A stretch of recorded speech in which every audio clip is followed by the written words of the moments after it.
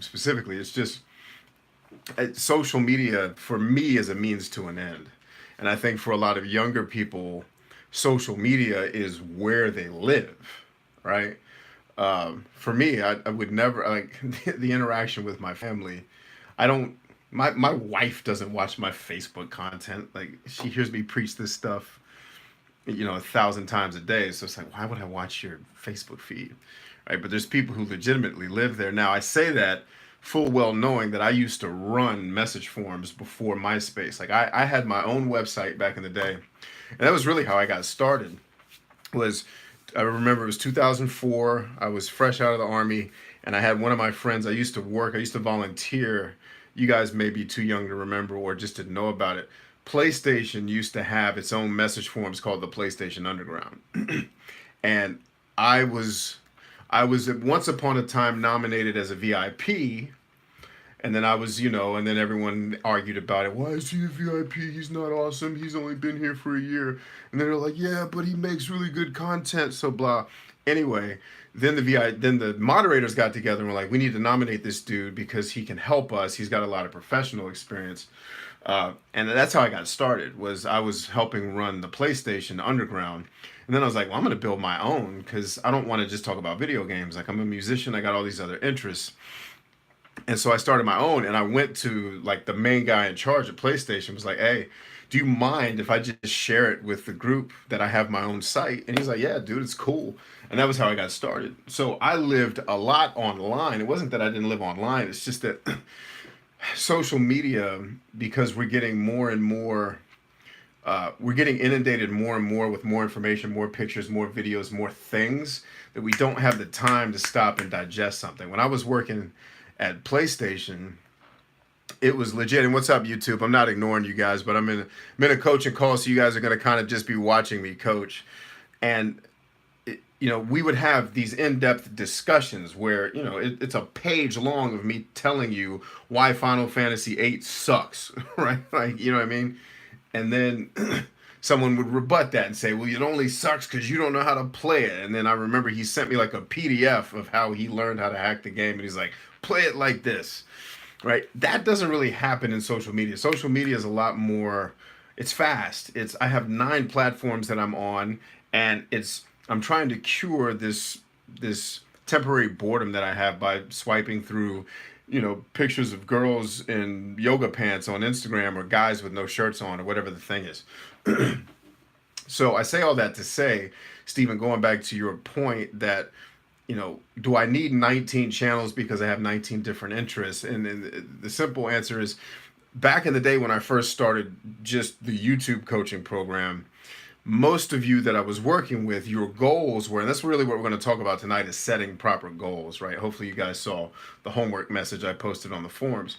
But most of the goal of everyone that was coming to me was, I want to grow a channel really fast. And the reason why I want to grow a channel really fast is because, one, it's cool and I like having a lot of followers, but more importantly, growing a channel with an engaged audience really fast allows me to make content, monetize it, and potentially earn some type of living off of me doing what I love to do, which, whether you were playing video games or shooting videos about music or whatever it was how do I do that as quickly as possible, but in a way that also gets viewers and subscribers that are actually engaged, not just like going and buying subscribers.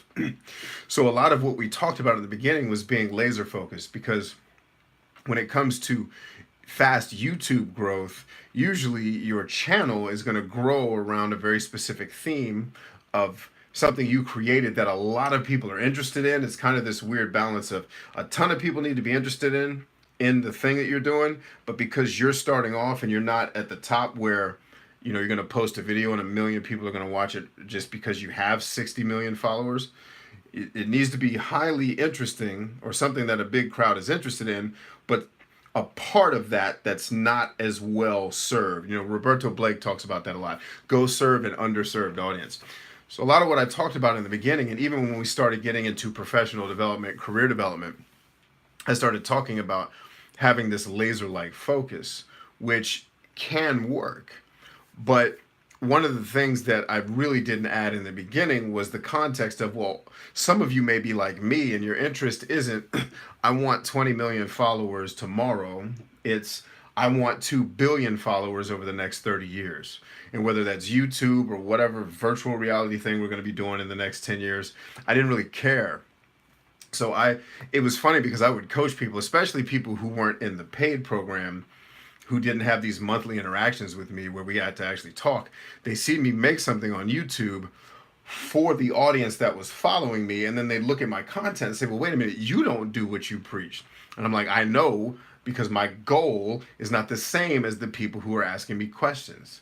Like, my goal is not short term. I couldn't care less if this video that I'm about to put out tomorrow for entrepreneurs gets all of the people watching me that love Myers-Briggs content. Most of them aren't going to watch it because YouTube's not going to show it to most of them. But YouTube's going to be smart enough to know we're going to show this to roughly the 1 to 400 military veterans and entrepreneurs that are following him out of the, tens of thousands of people that follow me. So even if, only 130 people watch that video, that's no sweat off my back, because those are 130 people that I am dedicated to serving with good content. If the people who only want to watch, videos about INFJs or INFPs or, pick a Myers-Briggs type aren't into it, it's cool. And the funny thing is, my most popular videos are very rarely the ones that bring me the most, whether it's money or just goodwill. I did a video, it was actually one of the coaching calls I did with my local clients, and I publish all of those. And it was a video about how to help law firms with social media marketing, right? And an attorney saw that video and wrote me and said, hey, I just watched this whole video, dope, and I just read your book. I'm going to quote your book in a legal journal that I'm getting ready to write that's going to be cited by all these other attorneys. So that video has, I don't know, like 400 views, but now I'm going to be cited in a legal journal, and all of these attorneys across wherever are going to see my work. Well, which is better? 78,000 people watched my tongue-in-cheek titled video, "You Suck at Relationships," which wasn't my words, it was the words of the person who asked me the question. So it's always funny, like in the comments, people are like, we don't suck. I'm like, no, I know you don't actually suck. The person who asked me the question worded it, why do we suck at relationships so bad? So I was like, here's why you suck at relationships so bad. Truth is, you actually don't suck. You just don't know some things. And by the way, most of you are really young. So having everything figured out, man, I've been married almost 16 years. Like, I've had plenty of years of screwing things up to figure it out. Right, so yeah, 80,000 people watch that, but on the back end, from like a business perspective, it didn't really add up to anything, which is fine, because I didn't make that video for business or views or any of that. I did it because a person asked me a question. I wanted to make something valuable. But as it relates to your YouTube channel specifically, when you're talking about setting your goals, you just have to know where you're going. And Stephen, you and I have talked about this till you're blue in the face. I want the folks on YouTube watching this to hear me say it too. It's, if you want 20 million followers tomorrow, yeah, get really segmented and really specific, because YouTube at this point couldn't really care about it. They couldn't care less about your channel. They care about every individual video that you make. And what that means is, if you make a video that YouTube knows your audience and a bunch of other people aren't going to want to watch, it's not going to show it to them. It's just not going to happen. But if I make an INFJ, what fruit should INFJs never eat? If I make that video tomorrow, I guarantee you it'll have 2,000 views within 24 hours and probably somewhere around 30,000 within a week, because it's intriguing. I left mystery in the title, right? So people are like, oh, what is he going to say? Is he joking, or is there really like a fruit we're not supposed to eat? Which I would never make that video unless I was kidding. But YouTube's going to show that to a lot of people, because the videos that I've made in the past have a history of, they do really well. And there's an audience there for it. Making videos for military, active duty military and military veterans who want to be entrepreneurs and build businesses, there's not as many people on YouTube looking for content about that. So I'll top out somewhere around 400 views probably. But I'm okay with that, because I'm not playing the game for 20 million views tomorrow.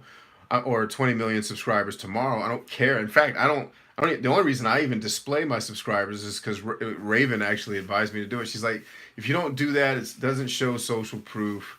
It can cause you some issues with people not wanting to follow you. And I was like, I don't really care if they follow me. I just want to create good content that's going to serve somebody and be of value, right? So I want to reach, I have this audacious goal of reaching over 1 billion people with a message that can in some way, shape, or form impact their life in a positive way, even if it's a small way, right? So if my goal is reach 1 billion people, I can't take the same advice I would give a YouTube gamer who's trying to get a lot of viewership and a lot of subscribers so they can earn money from their work because I'm not going to reach 2 billion people doing that. I'm limited. In fact, I probably wouldn't reach 2 billion people on YouTube anyway. It would be across multiple different platforms. And what it means is I'm going to be a lot more patient in the way I make content. I'm going to make content for the people I know I want to reach and are going to do something good with it. And I had no idea that Attorney was going to find my content and publish it in a journal. I didn't do it for that. I did it because I was hosting a live coaching call with my local business clients, and I was talking to a person who was a marketing agent for a law firm. Right. So yeah, your original statement, I'm glad that it's working out for you. One, it makes it a lot easier on you. But two, you as a creator, you have multiple interests, right? You're a gamer. At your soul, you're actually a filmmaker. That's really what you are. And you've got all these different interests. But all of those interests are Steven. So to have Steven's, filmmaking channel and Steven's video game channel and Steven's, it just forces your audience to segment. And then what if someone that's into Steven's filmmaking academy or Steven's filmmaking, but also likes video games? Then you miss out on that cross pollination. Then I got to subscribe to 4 different channels. Nobody's going to do that. So I would rather take the hit on views and subscribers by having everything in one place, because the thing I know about human psychology is that over time, as I build relationships with people through content, that's going to change. And I always come back to James Rolfe from Cinemassacre or the Angry Video Game Nerd. It's, if you look at where he started with Nintendo games, then he evolved into doing video games. And by the way, before he ever touched YouTube, he had made, I think, 400 movies, like short films of him and his friends being crazy. Right? So he was a filmmaker, but he's like, okay, I'm going to take what I know about filmmaking and apply it to something I think is funny, which is this video game that everybody thinks sucks. And he makes the Simon's Quest video, and then it explodes. By the way, this is before YouTube. He was doing this on Screw Attack. And so that blows up. He continues doing it. Now he's a character, but he never stopped doing the other things. In fact, he added more things. He does movie reviews, right? He does every Halloween, he does what's called Monster Madness, and I think he stopped doing that. But these reviews of these horror movies and what's the best horror movies and the Christmas movies. Then he did a show called Board James where he plays board games and he reviews these crazy board games, but he turns them into a comedy sketch and adds characters to them. Like if you've seen what's the Dream Phone episode is freaking phenomenal as a short film. Right, and then he has this new series called Cinemassacre Video where he runs like if you're old like me, you remember going to movie, like before Blockbuster, you would go to a movie rental place, and so he set up his basement like a movie rental place, and then he and his friends discuss these old terrible movies that they love. And the beauty is all of those things for me are interesting. So if he split it off into 17 different channels, dude, I would get lost. And does it mean he's going to lose some subscribers up front because of the 13 people he pissed off because he doesn't just do Angry Video Game Nerd? Absolutely. Like with me not really doing Myers-Briggs content anymore, there's going to be a lot of disappointed people. Right? It's going to be, well, we came here for this. Well, that's okay, but I make all this other great stuff too. Right? And over time, if you just keep making it, well, let me check out this other thing they do. And then I'm like, oh yeah, that was kind of interesting. Like I never would have watched Dream Phone if it hadn't come up in my feed watching something else. And I was like, oh, this is actually like he's reviewing this horrible, girls board game from the 80s or 90s, but the film that he made out of it was hilarious, and it was like a horror movie. It was really really good. So my advice is, and we'll get into really the meat of the discussion. I just kind of wanted to lead with this. Is my advice is make your actions match whatever your goals are. Like if Steven came back and said, "Nope, I just want to get to 1 million subscribers as a video game player," my advice would be very different for you.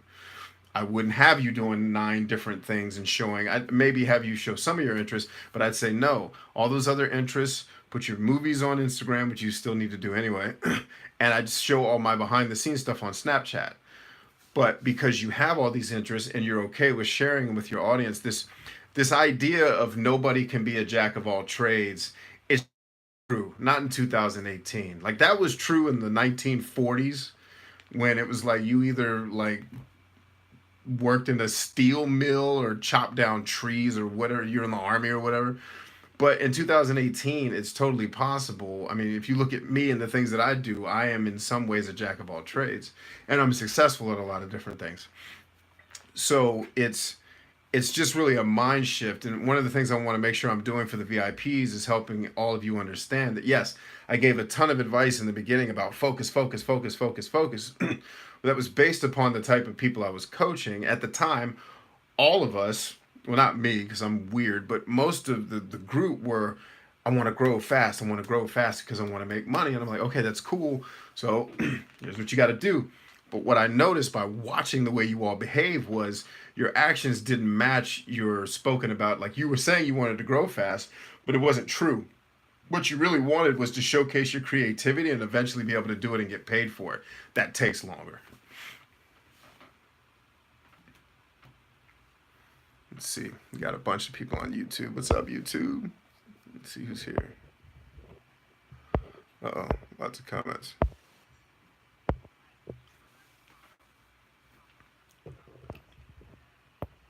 Oh, on the YouTube feed? Cool. Then you can read any important ones to me and I'll have to look at it. So yeah, the the reason why I wanted to bring everybody together for this month's VIP call, I wanted to shift gears. Everyone here, I believe, knows that we're shifting from focusing on just me coaching you on social media for your personal brand and your business, or even for your life. We've had literally people come through this program who paid to be in the program, who used everything I taught them, didn't start a business, didn't build a brand. They actually used the skills that I gave them and went and got a job at their dream job. People like Terrence parlayed it into becoming an actor, and now he's acting in all kinds of movies and stuff, which is awesome. I'm so proud of that dude.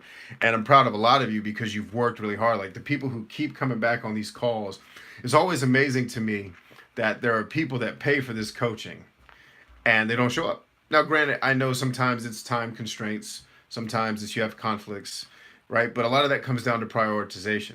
And the things that I'm going to be showing everybody here, I have quite literally, I've been working since I was 12 years old. So I have over, how old am I? Jeez. I have over 20 years of professional and business experience that I'm bringing to bear, not to mention military and military leadership experience in a war zone where Tony Robbins talks a lot about how running a business is like being a gladiator, and it's absolutely right.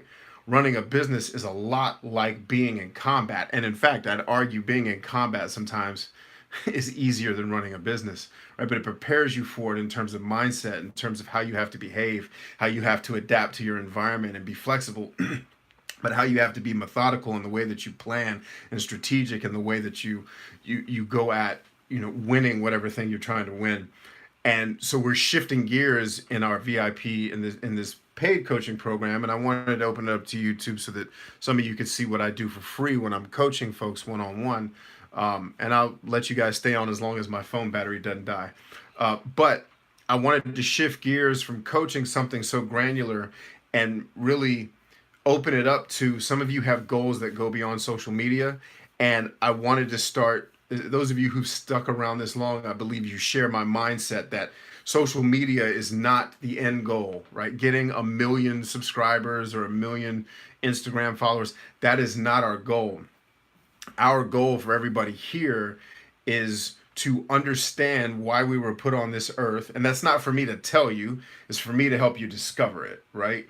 Then, okay, if that's why I'm here, then what are the outcomes that I want to have? And this was what was in your homework that I sent on the group earlier. And next time I'll be a little bit earlier in putting that stuff out so you guys have time. But I just wanted you to think about it because we're going to discuss it tonight, right? What are the outcomes you want to have? Once you figure out why am I put on this earth, okay, what is the impact that I want to have? When I leave, what do I want to have had happen? You hear people like Gary Vaynerchuk say his measure of success is how many people show up to his funeral. Okay, I think that's kind of interesting. But start thinking through what is the actual impact that I want to have, the outcomes that I want to drive. Because once you understand why I'm here, which includes who I am, that's why I focus so much attention on self-awareness. And I know we kind of went down that Myers-Briggs rabbit hole, but we're going to pull out of that, and I'm going to start helping people understand things beyond Myers-Briggs. Those of you who've been in my coaching for a while know that I'm skeptical of I'm not skeptical so much of Myers-Briggs itself. It is what it is. It's an imperfect test like anything else. What I am concerned about is the way I see the world use it. When someone comes to me and says, what is the perfect type for me to marry? And dude is 17 years old and doesn't even know the first thing about building real intimacy with someone of the opposite sex. I'm not talking about sex and romance. I'm talking about when I say intimacy, do you even know what I mean? Like worrying about what their Myers-Briggs type is not where we should start the discussion, right? And I see so many people in the world doing that, and it's like, okay, we need to call a timeout, and I need to help you all understand that, the old proverb that says, "As a person thinks in their spirit, so are they." It's been true literally forever. Like science has proven that that's true at this point. That you are the makeup of your genetics and the way that you perceive yourself over time. Right? And when we start pigeonholing ourselves into, I am this type, which means I have to do these things, it becomes a self-fulfilling prophecy. And people wonder why when they read a description, oh, this applies to me. It applies to you because you told yourself it applies to you. And you told yourself that story a million times. I'm an ENTJ. There's 100 different things I read about ENTJs. I'm not like that at all. Right? But that's because I've spent a lifetime becoming self-aware outside of the context of this good storytelling box that Myers-Briggs has been trying to force people into. But we need to have a what we call here a violent self-awareness or an intense self-awareness tied to why we think we were put on this earth, for you to decide and figure out, for me to help you discover it. But then what are the outcomes that I want to have based on that destiny? If that's my destiny, this is who I am, this is why I'm here. What outcome do I want to have? What do I want to do as a part of that destiny? Once we have those three things figured out, life gets really, really easy from an execution standpoint, because then you start to look at, okay, if I know these things about myself, like if you've been through my patented 5 pillars of self-awareness, you have at least a working knowledge of these things about yourself. Now it's, okay, what do I do about it? Right? And more importantly, what don't I do about it? What are some things that I need to not do? I always make the joke about I don't ever need to be an accountant. But there's some people in the world who are accountants who change people's lives because they're amazing at it, and they help people's businesses and they help people's livelihood. Right? You need to understand, and part of what do I do comes down to, well, what do you want to do? And this is a hard conversation I have to have with some people, because they have such a small amount of self-esteem, and a lot of that is the fault of the people who were charged with bringing you into the world and training you and teaching you, that they don't think it's possible. And it's like, well, okay, if you're 3'9", it probably is impossible that you're going to play in the NBA. But if you love basketball, it doesn't mean you can't do something. You can be a trainer. You can do all these other things that are related to basketball that aren't playing in the league, right? I could have totally been like a chaplain for an NFL football team. I could have been a trainer, a strength trainer for an NFL football team. One of my buddies that played in the NFL said if I had worked harder, there's a chance I probably could have gone undrafted, just because of what he knows about me as a soldier. But that, it doesn't matter. Like, we kind of put ourselves in this, well, if I have this dream, but I don't think I can do it. And if you saw my Instagram video from last night, I do these Instagram videos now where I I direct them at the person who asked me the question. Like I name them in the text in the video. And I had a girl ask me about struggling with self-doubt. And I said, self-doubt's not your problem. You don't have a problem with self-doubt. The problem is you don't want it bad enough to fail. Like self-doubt, everybody deals with self-doubt. I just MC, by the way, I don't have it handy, unfortunately. Otherwise, I'd show it to you. It's on my bookshelf back here. And hold on, let me see if I can I slide far enough away without yanking my headphones out? Hold on. All right, so I emceed an event yesterday with not Prince, but his photographer. Right? Here you go, YouTube. Check it out. It's backwards on YouTube, but that's okay. So the author of this book was, if you're familiar with Prince, one of the most phenomenal musicians ever on earth, right? The guy that wrote this book was his photographer, and I was the MC for the event. And so in between me being on stage and introducing speakers and telling the audience what's happening, and me, I actually sang part of a Prince song on stage, which was hilarious. I got to hang out with this dude for an hour. His name is Steve Park, by the way. And he and I were just talking in the green room. And it was an awesome experience. But the point I'm trying to make is every time I had to go out on stage, I had self-doubt and I'm nervous a little bit. Right? And I've been on stage, I've been on stage hundreds of times, whether it's emceeing or it's performing or it's speaking. But I was nervous and had self-doubt. But me wanting to serve the audience, that desire, that need was so much stronger than my fear of looking silly, right? And I did look silly. Like when I introduced the keynote speaker, I went to shake his hand and hug him, and he kind of, I think he was not a hugger type dude, so he kind of resisted. So it was this awkward, not man hug as he came on stage, right? And it looked silly, but who cares, right? Like there was one part in my script where I was reading through, I was telling the audience like the administrative notes. This is the exit. If the building burns down, you run this way. And in my notes, my script said, show the audience the program. So I was reading through the script and I said, this is the, and I told the audience, I said, oh, audience, my script says I'm supposed to hold up the program now. So I'm going to do that. And I totally did that on purpose to be funny. Right? And that was just a spur of the moment improv thing.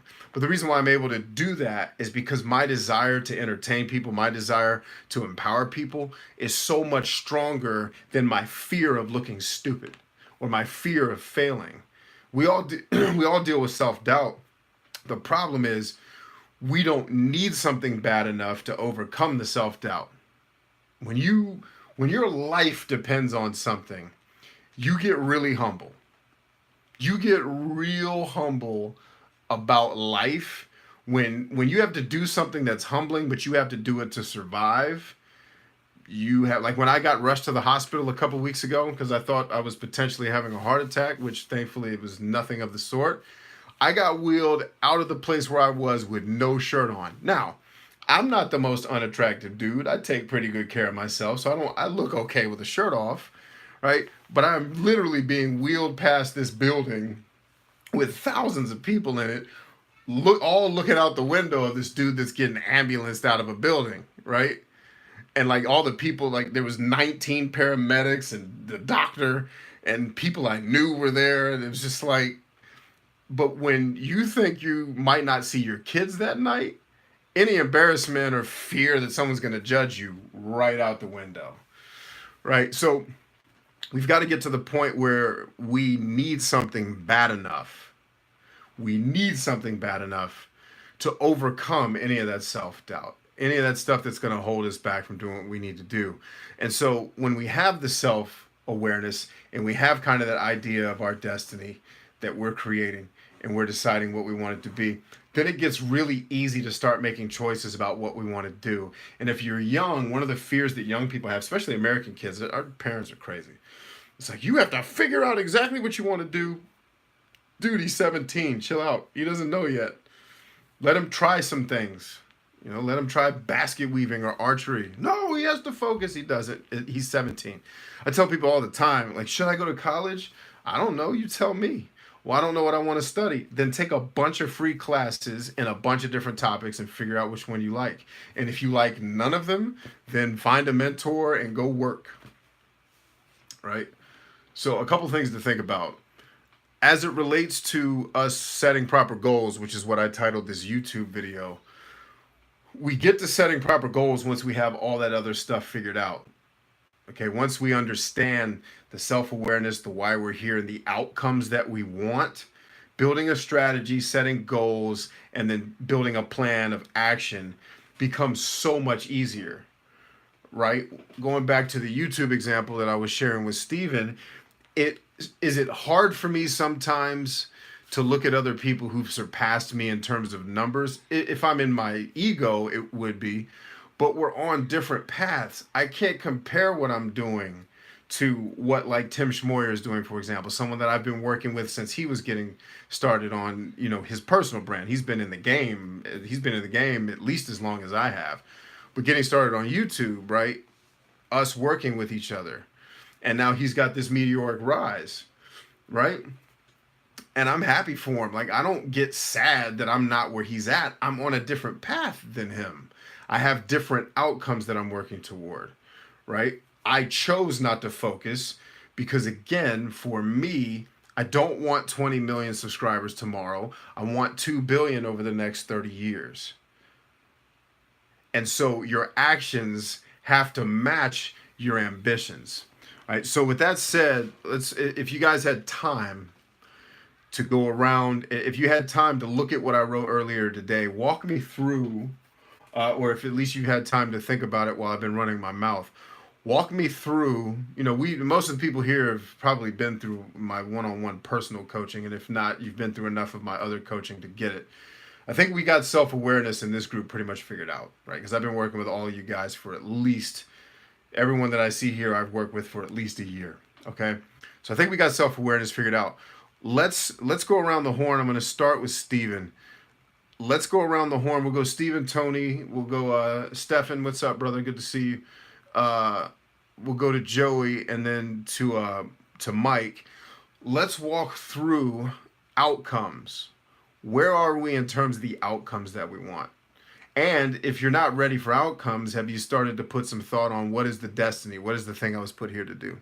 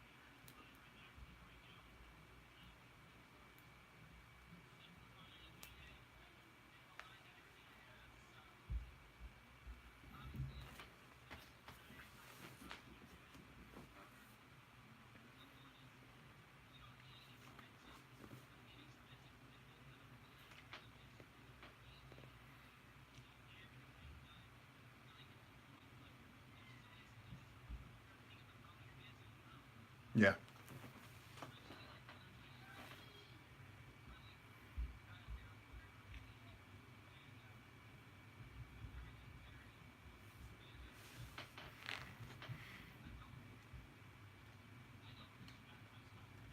Gotcha. Cool. So now that's more along the lines of plan of attack. So we're kind of skipping strategy and outcomes. Let me ask you the question a little bit more specifically. I think it'll help you wrap your head around. I'm doing a call, buddy. You gotta say, oh no, you can give me a high five. I always get interrupted at least once here by my team. You doing okay? Is mommy back? Mommy's back. Mommy is home? Okay. I love you. Shut the door, okay? Okay? Okay. Okay. um, no, it's fine. I'll ask the question more specifically. So, you're 90 years old right now. We're fast forwarding. You are now 90 years old. What are the 1 to 5 things that you've accomplished?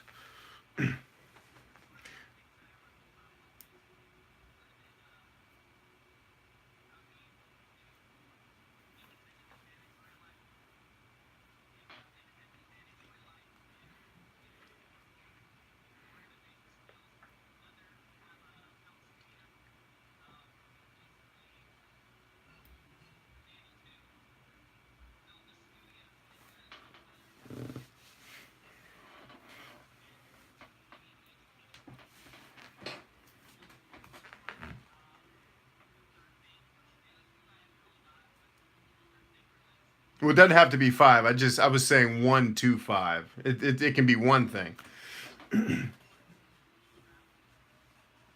Okay, so you're 90 years old. You got all your grandkids around at Christmas. You have traveled the world. You have built a film studio. And what was the first one? You said you were independently in control of your destiny. In other words, you didn't have to. Basically, that was a really fancy way to say you're not working for someone else. You're working for you. Okay, so by the time you're 90, you have spent a lifetime working for yourself on your terms. You've built a film studio, and you've traveled the world. Now let's get a little more granular with the film studio. What did your film studio produce? What were like the 3 greatest things that it produced?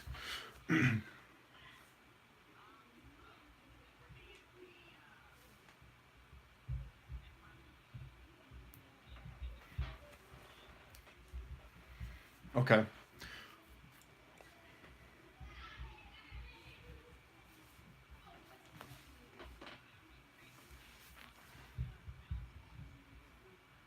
Okay. So you'd be making content for Amazon, content for Netflix, assuming those are still the platforms by the time you're 90, which they probably won't. but uh, but the bottom line is you have lived a life as a traveling filmmaker that lived life on your own terms.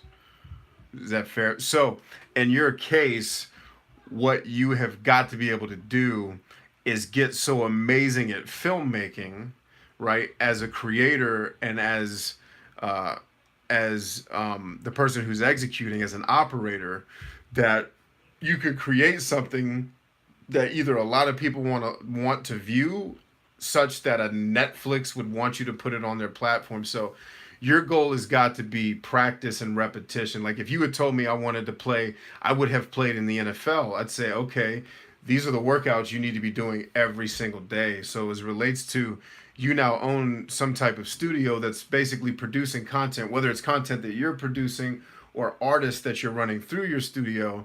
In order to build the capital for a studio like that, you've got to be able to show that you have a certain level of talent, whether it's managing talent, maybe you're not making film, whether it's managing talent or it's making film, such that you can either make a lot of stuff that's going to bring you some revenue, right? After you've made enough stuff to get the goodwill of your fan base, the people who love you, then it's creating content that's so awesome they'd be willing to pay you for it. Then it's being able to raise the capital such that you can build that studio, right? So all of the actions you're taking now need to map to getting to that studio, right? Your strategy needs to be, okay, I need to be on Instagram every single day making a 1 minute film. Meaning, I'm going to get up in the morning. I'm going to, like, if you're working at a job, then it's even harder because now you got to fit it into the time that you have, right? So it's like, I got to write the script. I've got to get the people that are going to be in it with me. I got to plan out the shots, right? Or the shot, I guess, if it's Instagram, right? And you're going to do these 1 minute shorts. And then boom, Instagram, Instagram, Instagram, and nobody's gonna care. Steven, tune in, or Tony, tune into what I'm about to say because this is gonna answer a question you had from me earlier. Nobody cares at first. Literally 0 people are gonna follow you and like you, and a bunch of people are gonna like you, are gonna follow the page and then unfollow it because people on Instagram are absolutely ridiculous. and they believe in these short-term tactics that don't work and don't add any value. Like, why would you want someone following you that doesn't care about what you're producing, right? But that's I've been having that conversation with people since before social media, and it hasn't changed. So I'm not going to be the get off my lawn guy. But for you, that means you also probably need to be planning out longer form content, not just for YouTube, but for Vimeo, right? Like, because, and I know you're not doing it with high dollar equipment, but you're going to have high levels of production, right? So it's, how do I map out my Vimeo, and what do I do differently there? Do I shoot the web series stuff on Instagram? And by the way, part of doing the Instagram videos isn't just to entertain and get followers, it's so that you get better at it, right? And it's just, you have to be willing, you need to be willing to put in 5 to 10 years of grind before any real money shows up. And that's the part about running a business I think a lot of people don't understand is they see people like Gary Vaynerchuk, for example, who's a, multi millionaire, and because they just found out about him yesterday, they think he got that money last week.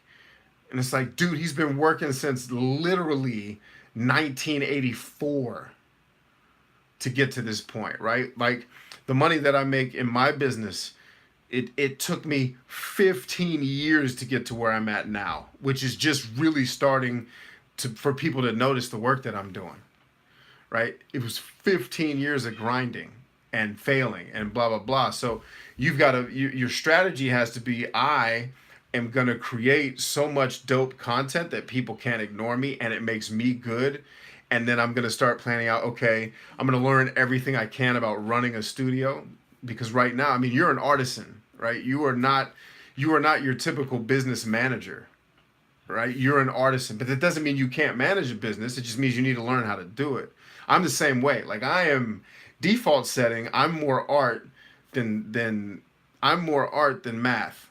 But I went through several careers where I learned how to do the science half of it, right? And I got really good at it. So it's while you're grinding, it's also learning. You have to have that be part of your plan.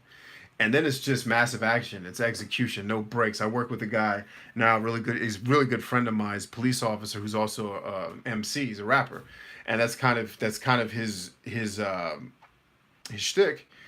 That he is a police officer who's also a rapper, and that's his thing. And as I told him, I was facilitating a group that he was a part of with my business partner, and he and I were kind of talking off to the side because it was it wasn't work related. I was like, dude, you need to be on Instagram every single day. Every day a new song needs to come out. He's like, but dude, I don't have that much content written. I said, well, then spend 60 days writing it. Write a year's worth of content, film it, and then start putting it out every single day. First thing, whenever you post your Instagram stuff, dinner time's kind of when everyone gets hype on Instagram. Every day a song's got to come out, because you do that every day, inevitably someone's going to pay attention to that, especially because your style, your brand has something that's really interesting. Oh, he's a cop and he's an MC. That's rare, right? You don't. So for you, it's got to be the same thing. And part of, what's also helping you is that you do so much work with us that you're getting your chops up with the editing. Like I haven't told it to you, but I wrote it to you. The editing you did on our commercial that we're going to launch is freaking phenomenal. Like, I was blown away that I wrote you maybe 3 paragraphs of, I don't know if this is going to work. And you're like, oh yeah, I got it. And then 3 days later, you spit it out. And I was like, oh yeah, he did got it. Like, he understood everything that I was worried about and killed it. Right. And even with me, like, filming that in 5 minutes in my basement before I went to bed. And that's the type of stuff that's going to keep helping you get better. So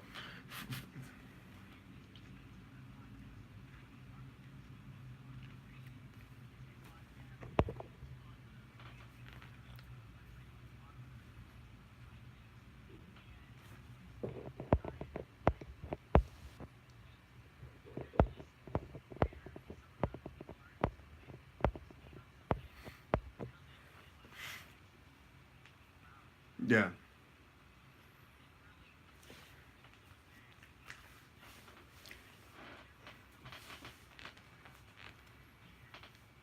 Roger that. Yeah, you do. And like you notice, one of the things I hope you guys are picking up working on our team is that I am a stickler for values and I'm a stickler for the the way we operate as humans. But I'm not a stickler like Tony made a mistake. Well, it wasn't a mistake. Tony did something on Facebook that blew up in our face. Okay, cool. We learned from it. Next. You'll work with other people who are going to micromanage the artist. And I hate that. I've been in places where I watch artists get micromanaged to death. And it's like, let them be an effing artist. You're an accountant. Stop trying to help edit, right? Like you were the CEO. They don't need any help from you doing the design, right? And what I don't want to do is put Tony in a position where, and I'm specifically talking about the picture it had of me holding the rifle. And the wording kind of gave people the impression that maybe I was going around shooting people, right? Which, first off, everyone who thought that and got angry is just silly. And I'm glad they got angry and I'm glad they left because I don't want those people in my life, right? But instead of micromanaging every piece of content you guys put out and say, no, change this to that, like, no, put it out and let the audience micromanage it. Let the audience tell you, okay, let's probably not do that one again. Right. And the reason why I'm like that is because I learned in combat, dude, there is no 100%. I was teaching my son the other day. Sometimes there's no good answer. Right? You're on a bridge running a checkpoint with your men and someone's coming at your position. You don't know if they have a freaking bomb on their vehicle. You don't want to kill an innocent, but you don't want to get blown up. Tell me what the good decision is in that case. Is shoot him a good decision? No. Because if I shoot him, he may be innocent. Is let him come at our position a good decision? Absolutely not, because he may kill all of us, right? Sometimes your decisions are bad or worse, and you got to pick the lesser of two evils, right? And so I want you guys to understand that on the business side of things, it's speed. Get it out, and if the audience gets angry, that's my job. Like Tony's job is to get the stuff up. Right. And I gave some guidelines for how it's supposed to look. Like I didn't just say, hey, have a free for all. I was like, here's what we do. Here's our hashtags. Here's what we're approaching. Here's the strategy. Now take my strategy and execute. Right. It's when someone gets pissed off, that's my job. Like I don't want the artist having to get involved in that. That's where I come in as, the chief and say, all right, listen, everybody calm down. It was just a picture. I know you're all hate guns or whatever. It's fine. Go follow someone else, please. Like it's cool. Like yes, I go to a weapons range and I shoot weapons. Sorry if that's not part of your political agenda, right? To stop everybody from doing that.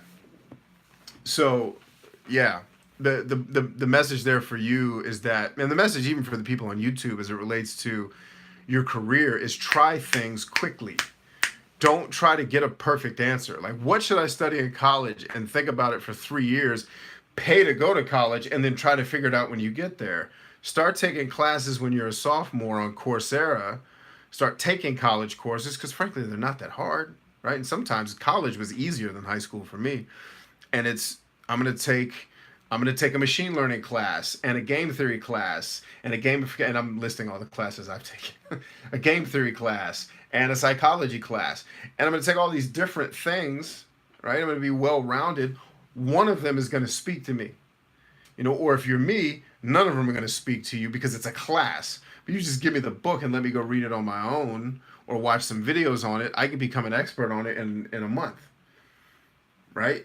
It's about learning who we are and being quick to understand instead of trying to have the perfect plan and then execute it. Never going to happen. Know who you are, know why you're here, know what your outcomes are, then get a brief strategy together. Don't over science it. Build a plan, execute, then pivot when something doesn't work. It's that simple. Cool. Tony, what you got? Or Steven, did you have anything else to add?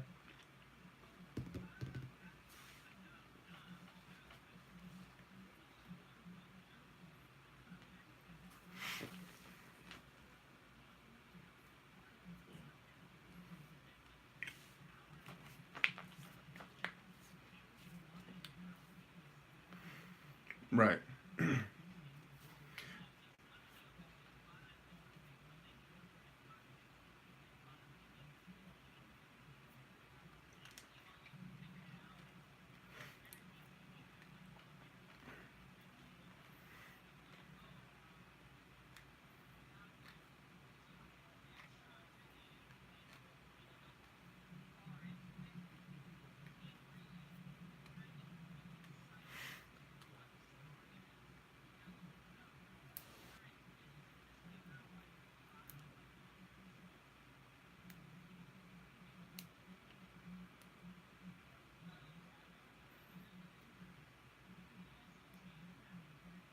Hmm.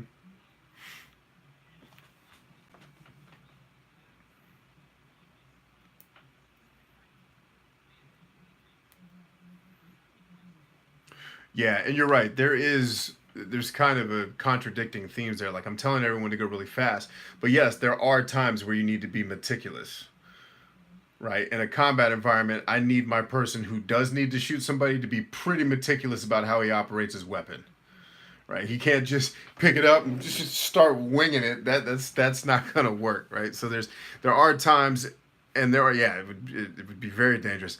There are times where you need to be methodical, meticulous, and very detail oriented. It's just when you're in this. What I've watched so many businesses that I coach do is they'll spend a year trying to figure out what's the strategy, dude. It's like the strategy is here's how this is who we're gonna serve, what we're gonna serve them with, and how we plan to do it.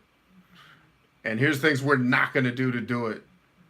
Go right now. You can build a plan around that strategy.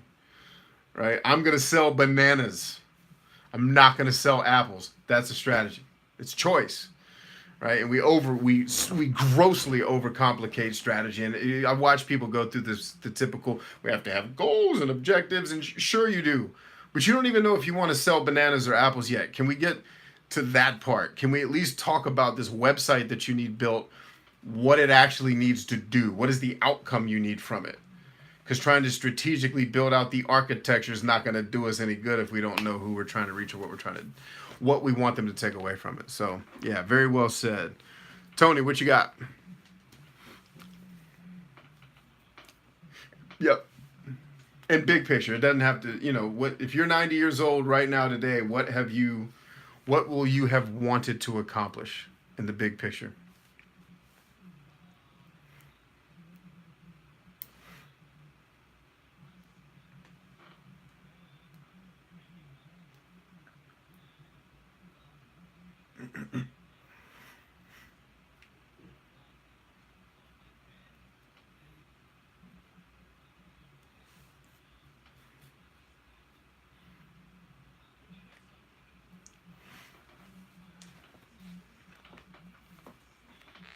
Yeah.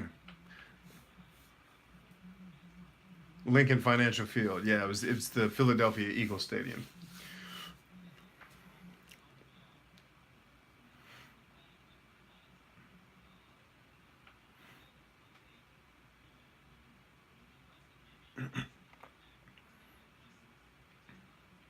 Okay, so I'm going to tell you right now, you need to read Arnold Schwarzenegger's autobiography immediately. Yep, good. Okay. But that's exactly what everything you just told me you want to accomplish in your life is what Arnold Schwarzenegger did, minus you're not going to do the bodybuilding part. Right? You want to build a personal brand, you want to use that as leverage to move to America, find a beautiful wife, and you want to entertain people in large numbers. Right? So the things you need to be thinking about are okay, strategy wise, how do I build a giant brand? What do I build it around? Well, probably not bodybuilding, right? Unless you want to be in the gym 7 days a week and do what Arnold did. And by the way, I've done one of Arnold's workouts when I was heavily bodybuilding. I got through a third of it and almost passed out and went home to go to sleep. So,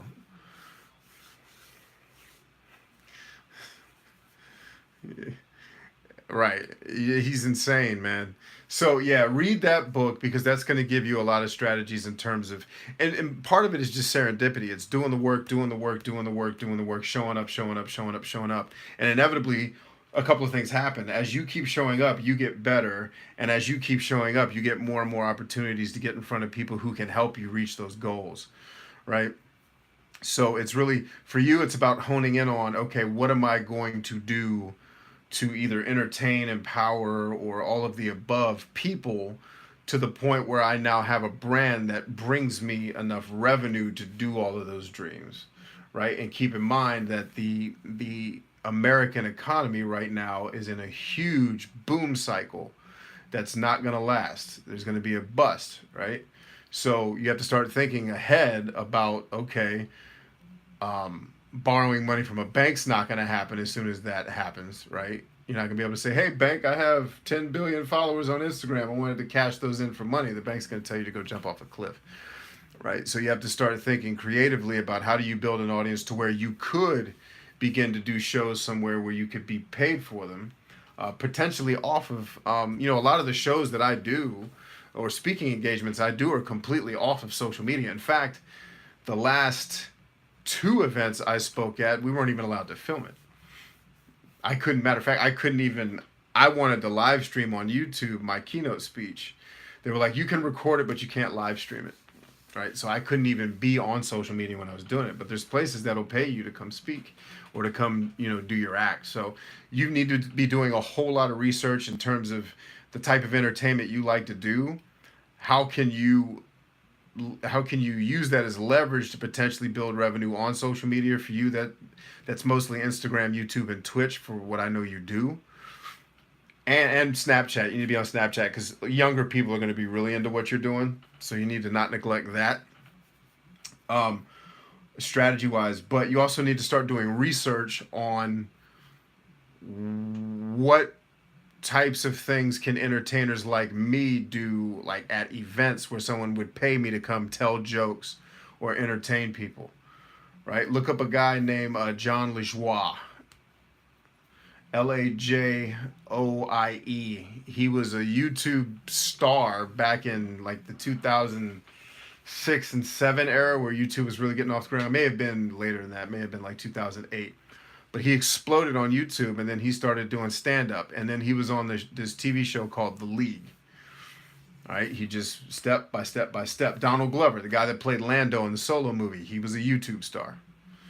He got started doing, he was at New York University, and he had a comedy troupe, an improv troupe called Derek Comedy.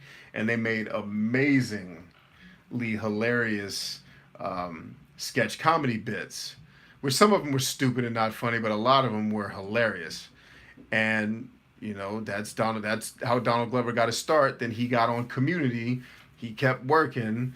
Now, and then he also had his music career, which is why I say you guys don't have to just focus on one thing. He has one of the most popular songs in America right now, and he's Lando in the freaking Star Wars movie. And he does stand-up. By the way, he also does stand-up comedy. He's got a look up his, if you have Netflix, look up his stand-up called Weirdo. Donald Glover Weirdo, right? So start studying those people. Start figuring out, okay, yeah, I do gaming, but I'm really a comedian that just uses gaming. You're like the angry video game nerd. He's a filmmaker who used video games as kind of a Trojan horse to make films, right? How do you do the same thing with comedy and do it to the point where someone would actually pay you to come do a show? Or you get so good and such a big audience that sponsors will just pay you to keep doing it on Instagram and YouTube, Twitch, and Snapchat, right? So you need to put a lot of effort into getting that stuff squared away. As far as meeting a woman, figure out the other stuff first. We'll talk the woman strategy later. Once Tony has money, because there is no woman strategy that works if you ain't got money. So just put the woman situation to the side, figure out the career piece first. And then as far as moving to America, that's a money play too, right? What you have to decide strategy wise is, are you willing to come here and just work at a place and side hustle, or would you rather build your brand right now in a place where the cost of living isn't as high, and then once you come over here, you're already financially in a place where you don't have to go get a job, you can just keep doing the work you're doing. So right, so that's a decision that you need to make. Both can work. It just comes down to your thing. What else you got?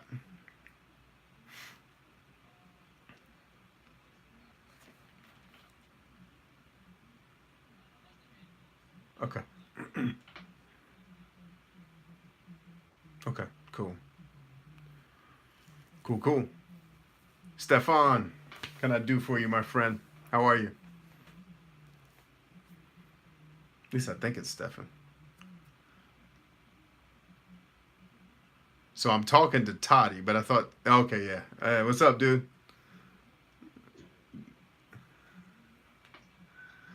Cool, man.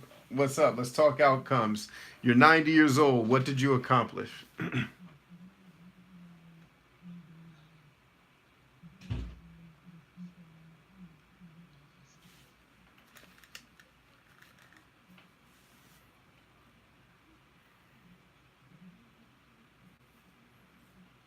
Okay. What type of businesses do you want to have? Okay. You've been through the five pillars of self awareness. Have you been through the confidence course? Okay. So yeah, get through the confidence course. It takes you step by step through the five pillars. I want you to focus specifically on the fourth pillar is what are you actually good at? Because what you can do is if you're trying to figure out, okay, what type of business do I start with something, really the two things you want to focus on is what do you like and what are you good at? And somewhere in between those two is something that someone will pay you to do to add value to their life. So start with what are some things that you enjoy or are really curious about, but are also good at, and then out of the list of things that meet that criteria, how could you build a business around them? Right, right. Like I love coaching people. I coach basketball. I coach businesses. Sometimes I get paid for it. Sometimes I don't. Right, but I'm also really good at it. I've been doing it for a long time and helping people develop and helping people understand their goals and where they're going. So it's what I do, right? And I happen to love it. Like if this call goes 7 hours, I'll be cool with it because I enjoy doing this so much. Now it's not going 7 hours. Calm down, YouTube. That was a joke. Uh, but it has. We've had calls that have gone 7 hours because people had that many questions, and I'm happy to help, especially because you guys pay me to help you. So it's like, well, let's go, right? So, um, those are the things that you want to consider. Is really nailing down who Stefan is and what Stefan's into, and what is Stefan really good at. Where do those things meet, and is there a way to use those things to add value to someone else to where they pay you for it, and then you can build a business around that.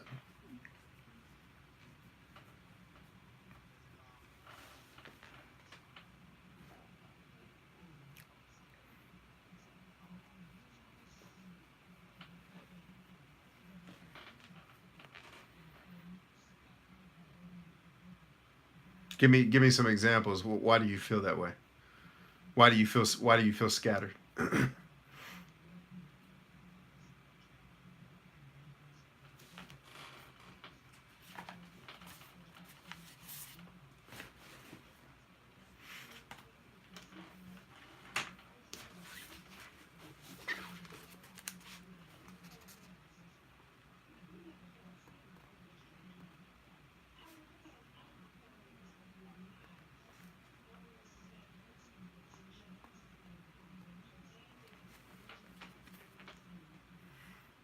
Okay. What other what else? What other things you've been working on?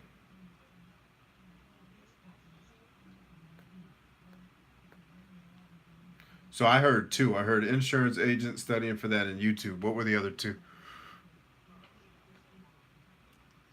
Oh, okay, gotcha.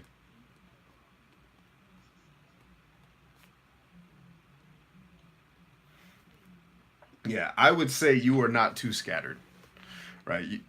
Not at all. You got 18 hours in a day to study for your test, take your test, get certified as an agent, study about businesses, right? And I mean, you could use 1 hour to make YouTube videos, right? And then you got 17 hours left, and then you sleep the rest. So I don't think if you're just doing those three things, I don't think you're too scattered at all. I think what you need to, where you probably need to hone in on is, insurance agent is pretty much is what it is. But if when you say you want to do YouTube, I think what you need to spend some time doing is less time creating and more time figuring out what is it that you want to use. Because remember, and I've been teaching this from the beginning, and you've been around for a while, so I know you've heard me say it. YouTube is just a tool. It's not a job. It's not a business for us. It's not a. It's not a. It's not an identity, right? I've never liked the term YouTuber. I've always thought that was kind of, and I get why we use it. I'm not against it, but I think it sets a improper precedent that I am a member of this YouTube continuum. It's like no, you use YouTube to make things and share it with people. So if I were in your shoes, I would spend first I would make it through the confidence course. which hopefully you got the email that we've transferred it over to the website so you no longer have to log in. You can just go straight to it. Um, Spend less time trying to create YouTube stuff and more time thinking about what is it that you actually want to use YouTube to do, one, and then what is it that you want to accomplish. So you said by the time you're 90, you want to have owned a couple of businesses. You don't have to have the answer tonight, but think about, because tonight's call is really just an introductory call into we are going to go neck deep into these things over the next however long you guys stay in this program. And what I'm going to help you do is tonight we're kind of wrapping our heads around what is it we want to accomplish, right? Month after month after month, I'm going to be walking you guys through how to legitimately build the strategy, how to build a plan, right? And then what do you do in terms of execution? How do I know when to pivot? How do I know when to stop using Twitter, for example, right? For my business. What was the trigger that let me know that I no longer need Twitter for my business right now? Maybe later, right? There's things that I've learned along the way. I'm going to teach you guys how to apply that to whatever you're doing. So in your shoes right now, I'm studying two things. One, you're getting your insurance stuff squared away because that's how you're eating. Awesome. But in terms of being a business owner, I'm learning everything I can about what it is to run a business. I'm buying books like Business Model Generation. Don't ask me to even try to pronounce the authors' names. They're French. I'm buying books like Traction by Gino Wickman. I'm buying books like Work the System by, I forgot the author's name. But I'm learning everything I can about operating a business, right? So I'm spending some hours every day doing that. But I'm also spending a couple hours every day trying to figure out, okay, what is it I want my businesses to do for people? Like, is there a problem in your community that you're trying to solve and you want your business to do? Do you just want to run a business because you think it's fun, or you're into selling watches or doing something online? Spend some time figuring out that. Why do you want this business? What do you want to do? What do you want this business to do, and for whom? And what is the outcome you want to have for you and them once you do it? And as you start to flesh that out, it'll help you figure out, okay. And when you read the books like what I'm talking about, they will take you step by step. In fact, my mentors always teach me it's better to show than to tell. So hold on one sec. I need to move something without messing up my lighting. But I'm going to show you something I do for my clients. All right.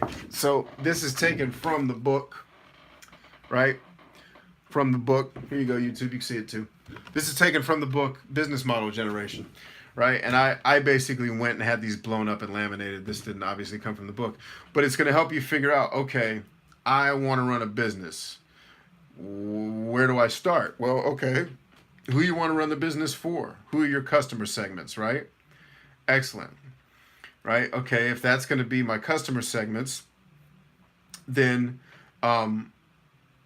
what are the revenue streams that I need to, I have my customer segments, right? Who do I want to reach? What is the value that I want to create for these people? How am I going to get the value to them? So we just came up with customer segments. We just wrote our value proposition, right? These are the customers I want to reach. Like, so for example, I reach young entrepreneurs. That's one customer segment. I reach military veterans, specifically military veterans who want to be entrepreneurs, or at the very least want to enhance their career, right? Young professionals, military veterans, people who, and then kind of my big audience that I want to reach when we start talking about reaching 1 billion people is people who allow fear to control their lives because they don't know who they are, they don't know why they're here, they don't have anybody in their corner helping them build that self-confidence, right? That's kind of my big audience. Okay, awesome. How am I going to add value to them? Well, I'm going to add value. My value proposition is I've been in combat, I've been a soldier, and I've been an entrepreneur who's made money and been successful doing it, and I've run somebody else's business. So I have a ton of experience about making that transition, not only from soldier to civilian, but civilian business owner. So now I can create, like right now, I'm working to create a product that shows military people who are getting ready to separate from the military how to start their business even before they get out, so that when they get out, they have a business up and running, right? And it's a program that I'm going to create for free. That's value. What's the channel I'm going to use to get it to that customer? The internet. I'm going to put it on my website for free. It's going to be video courses, right? And then how do I maintain relationship with my customer? These are all questions that the book is going to, I'm not going to read the whole thing to you because I'll bore everybody to death. But that's all the stuff the book's going to take you through. It's going to help you start thinking through, well, who are my customers? And by the time you fill all this out, you have a business. That's it. It's that simple, right? It's not easy, but it's literally that simple. Once you fill all that out, you have a viable business. And then when you go to execute, you figure out what works, you keep doing more of that. You figure out what doesn't work, you stop doing that, or you do something else in its place. All right. But I'm spending probably whatever time I can spend that's not taken away from the insurance agent, the thing that's putting food on your table. I'm spending learning that. Because that's going to help me way more than trying to figure out what I want to do on my YouTube channel. Because at the end of the day, your YouTube channel is just a tool to help you do whatever it is you want to do, whether it's entertain. Maybe you want to run businesses and entertain people. I do that, right? I'm an artist too. I like running businesses, but I'm also an artist. It's part of who I am. I actually today started thinking about getting back into making music. So you are not too scattered. I think the challenge you're facing right now is you have some, I don't know what I want to do. So you've got this, paralysis by over-analysis. Start reading some of these books that'll help you not have to come up with all of it on your own. Like never, ever, ever. This is the first thing they teach you in computer science. If you ever go to school to study computer science, never, ever, ever, ever reinvent the wheel. This has already been done for you. Steal it. Take it. That's why they wrote the book. Right, and I was blessed. Somebody actually gave me that book. I didn't even have to buy it. It was an old work colleague of mine. Was like, "Yo, I got this book and I hate reading." And I saw the title and I said, "I will take that off your hands, old friend." And I read it in a weekend because it was awesome. Right. So those are the things that if I were in your shoes, I would be doing. Does that make sense? Awesome.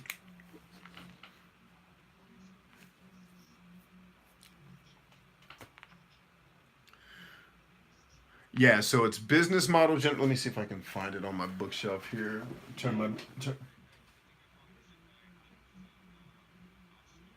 Yes, that's the one. So it's a white book. It's up here. Work the System is by Sam Carpenter. I'm looking at that one right now.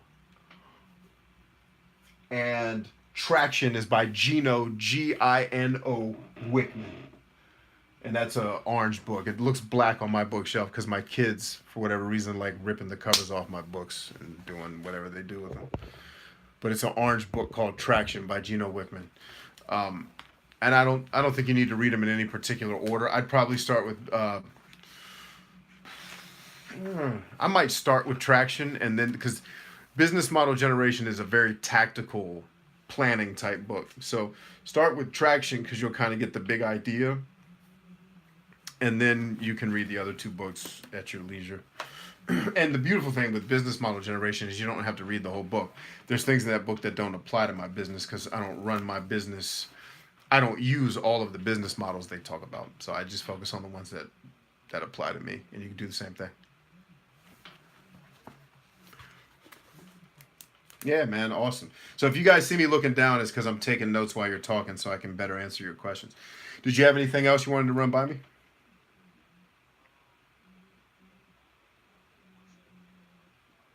Okay, awesome, man. All right, we got Matt. What's up, homie? YouTube, you still with me? Did you guys go to sleep? Hey, it's Jules Scott. What's up, Jules Scott? It's going great, brother. So you know the drill. You've heard me do it to 4 people now.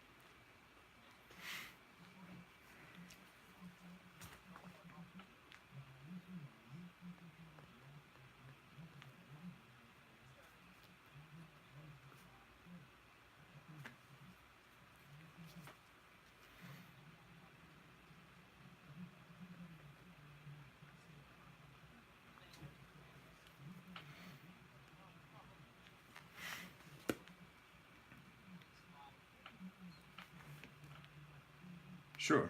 It's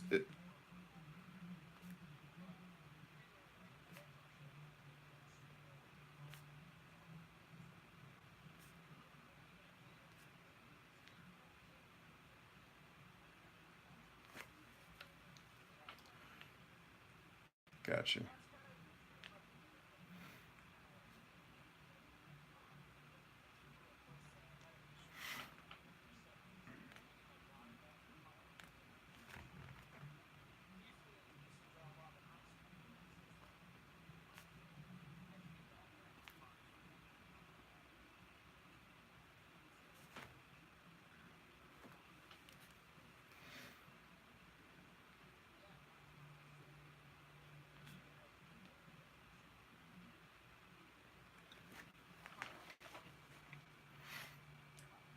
Yep. Total sense.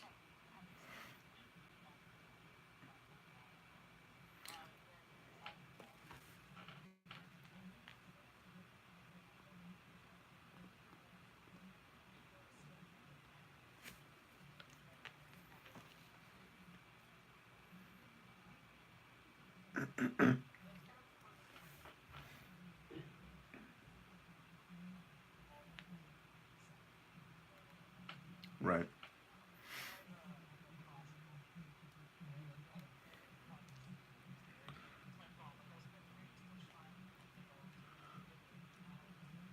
Right.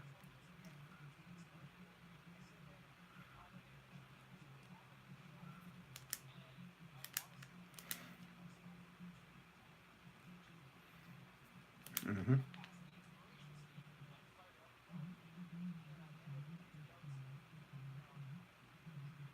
Got it.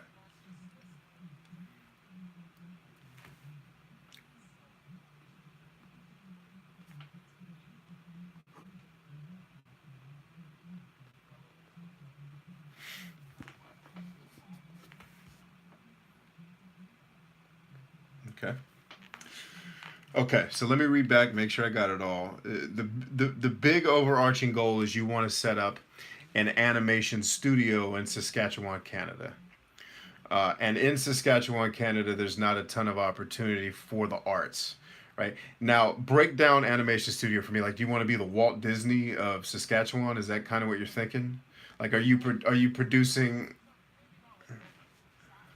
Well, not size, but in concept. So it's you're producing animation, like you're producing your own animated films or shorts or cartoons on social media, or are you producing content for Netflix? You know, like how are you guys getting paid?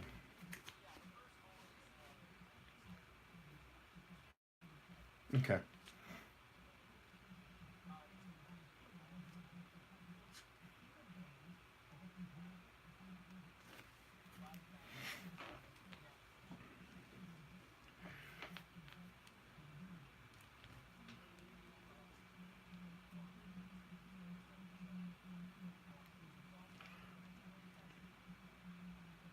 Yeah.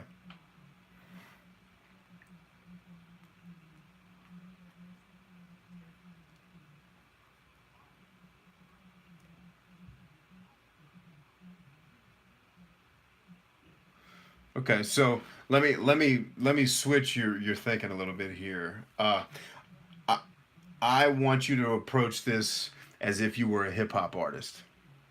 And here's what I mean. Hip hop artists, like anybody else, are starving artists in the beginning until they can build some type of following such that people are willing to pay them to do a show. You get enough people to pay you to do a show, you can get investors and sponsors who then get you into bigger shows, and it stacks on itself, right? So basically, they build their craft until they're good enough for a promoter, like a dude that does a show and decides, oh, can you bring 400 people to come see you do your hip hop show? Great, you're on. I'm gonna pay you whether it's $1,000 to perform, or I'm gonna split, which almost never happens unless you're a headliner. Like I'll split the alcohol, like because the club makes all its money on alcohol, right? That's where it gets paid. So like if you're a headliner band, the promoter may say, I'm gonna pay you $20,000 to come perform, and I'll split what we make on liquor in the door with you. All right, these are things.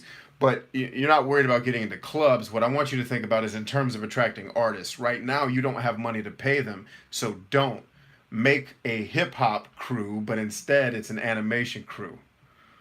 All right. So strategy wise, what I want you, yours is a little bit easier for me to advise you on because you've got, like, you're already into the strategy phase. You're starting to look at, okay, part of the strategy is I need to get my chops up because my drawing's been kind of because I haven't been practicing, right? But that's good because you're self-aware of it.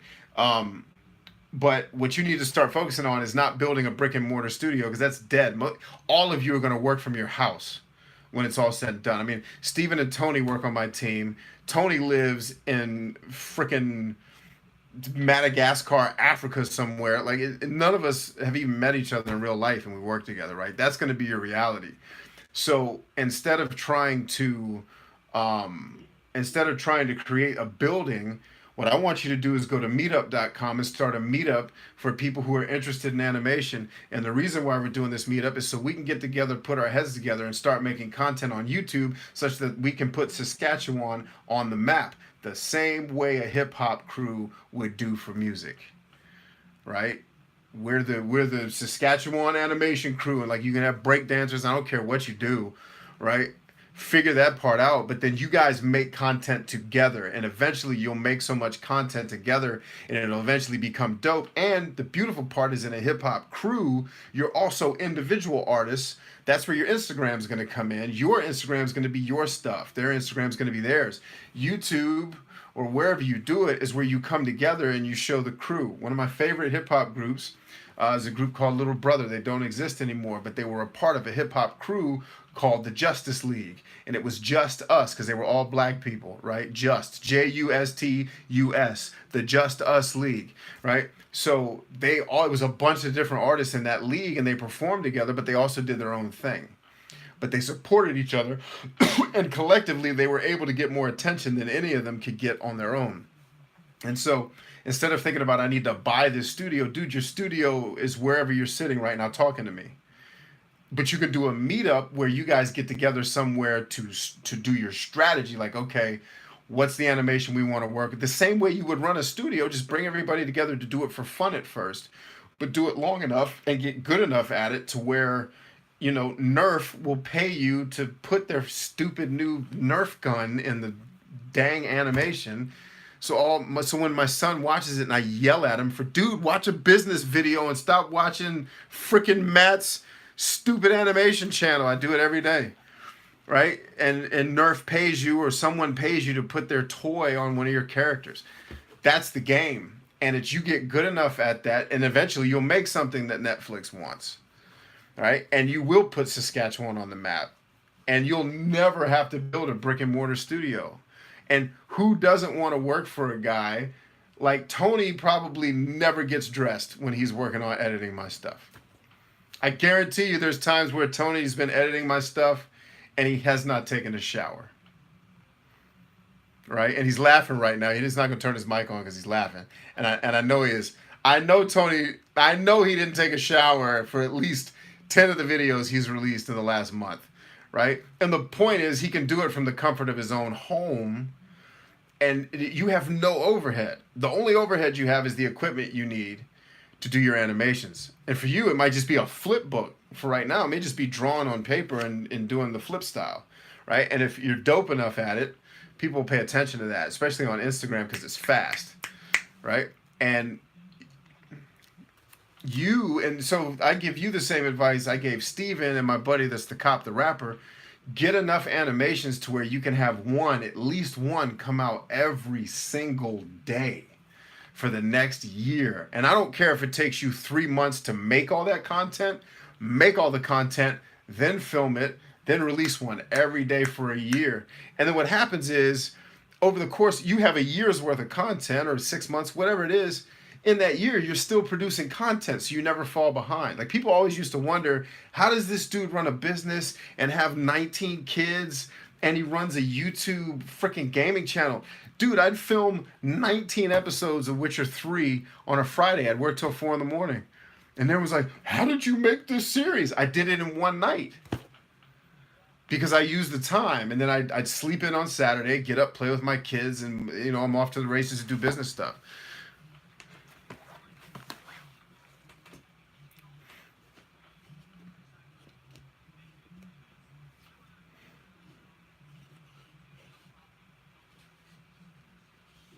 Sure. Yeah, yeah. And they were before YouTube. Dude, Rooster Teeth was being played. I don't know if this was true where you guys are from. Where I'm from, before YouTube blew up, this is like 2007. Like YouTube existed, but it wasn't quite YouTube yet. Rooster Teeth was being played at GameStop on the TVs. Like you'd go into, you know what I mean? Like, yeah, 100%. So for you, you need to start thinking in terms of how do I put a crew together? You need to, and so strategy, and we're going to get a little tactical for you. We're going to get past strategy because I think you have the strategy figured out. It's build animation studio, put Saskatchewan on the map. That's your strategy. Your plan is get better at drawing. 2, get your crew together. The sub goals of that get your crew together plan. So we're going to get you a little further down the line tonight than it's start a Facebook group. And yes, all of your friends are on Facebook. I don't want to. Oh, no one's on Facebook. Everybody's on Facebook. They're all lying, right? And the 14 people who are on Facebook are just they're doing it on purpose because it's like Dallas Cowboys fans that live in DC. Like you're just being ridiculous. Like you're saying I'm not on Facebook because it's attention. Facebook group, meetup group, all right, and you can close the Facebook group. You can leave it open. I don't care how you do it. But Saskatchewan animators or come up with some cool name. I don't care. But it's a place for you guys to collaborate and figure out, hey, let's do some work together. The meetup, the reason why I say meetup is because they're going to give you, I think, your first 50 members for free. It's going to advertise it for you to people in your area, meaning everyone on Meetup in your area who's interested in art is going to get a message that says you probably should check this out. And should you have a website and an Instagram, Meetup is magically delicious for search engine optimization. Pro tip for anybody that's watching me on YouTube about getting your website more SEO. Meetup passes link juice, meaning Google ranks you higher because Meetup is linking to your page. And they don't limit how many links you can have, which pisses me off because IMDb does not pass SEO. And I am finally, after freaking, what is this, 2018? After 21 years of grinding as an entertainer and business owner, I finally get on IMDb and it doesn't help my website. Bunch of bastards, man. I worked hard to get on IMDb as an actor. And nope, no love. But anyway, so Meetup group, Facebook group, and that's where you can do your collaboration. But Meetup's going to help you do your advertising, and it's going to do it for free. Like if you're, because I guarantee you, there's at least one other dude in Saskatchewan, and for years I've been calling it Boone, Saskatchewan. So thank you for the correction. Like in America, we say Boone, Saskatchewan when something's really far away, but it's Saskatchewan. So apologies, I've been butchering your town for the last probably 25 years, but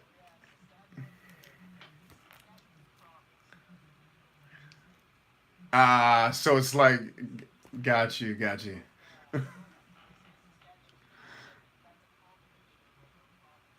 And the state. Okay, so it's like Montreal, and then you have or not Montreal. It's like yeah, Montreal, and then you have all the other stuff in there.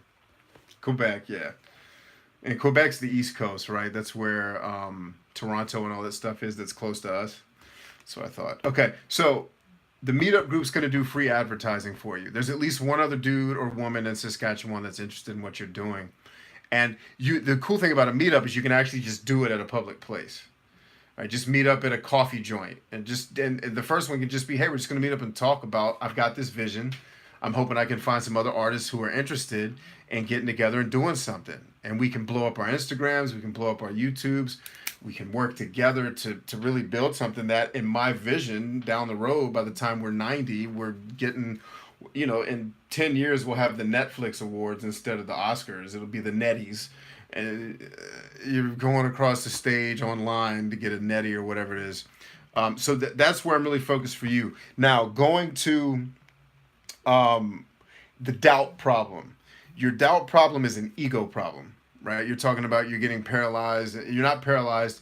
You're having an ego problem. You're afraid to put something out because you don't want someone to tell you it sucks. And the way you get over that perfectionism, I don't want anyone to tell me it sucks, is suck. put out a ton of content, let enough people tell you it sucks, and you get desensitized to it, right? It's so switching from hip hop to this is what comedians do. The best comedians in the world go out and bomb on purpose because they get used to people not laughing and just staring at them on stage. And once you've done that 100 times, like I've been on stage so many times, I purposefully do things on stage. Like even the show I emceed yesterday, I did some things purposefully that I knew somewhere in the back of my mind, I was like, this is either going to be hilarious or I'm going to say it. Like the thing I made the joke where I held the program up, or it's going to be straight crickets. So I had two different ones, right? Everyone laughed when I did the program thing. After Prince's photographer gave his presentation, right? When I came back up on stage to introduce the keynote speaker, I sang part of the hook to one of Prince's songs. You know, I can hold a note. I'm not terrible. I've been in a couple of bands. So I sang part of the hook to the song, and I put my hands up to the audience for them to bask me in the glory of them finishing the rest of that bar. Nobody said anything. I was standing there with my arms up, looking at a room of about 200 people, and it was a huge auditorium. They didn't fill the auditorium, but it was this huge auditorium, and I'm like, I was singing the song Doves Cry, so it was like, maybe I'm just like my father. I did like that, right? And nobody says anything. I bombed, but here's the deal. I've bombed enough on stage to where I was acting, I got angry, like, really? All of y'all are gonna leave me hanging? For real? And what that gave me time to do was to get my script out because my script had been buried. So I needed to buy some time. So that's buying me time. And then two of the women scream out the rest of the hook. And everybody starts clapping like, yeah, we did it, right? I bombed for 30 seconds and I turned it into something good. The only reason I'm able to do that is because I've been on stage and asked to fill in for a singer who's singing I can't do.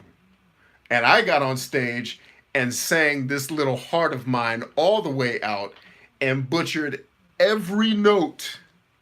And like have you ever heard anyone sing a song and get all the notes wrong? Like even people at karaoke, someone gets one note right. Like, oh, thank God. No, butchered every single, like it was so bad. The leader of the band literally, like if you're me, like the camera's me, the leader of the band's like this is how he's looking at me. No, let me change the song. Like he's trying not to alert the audience to, oh Jesus, we're totally not getting paid tonight after that. No.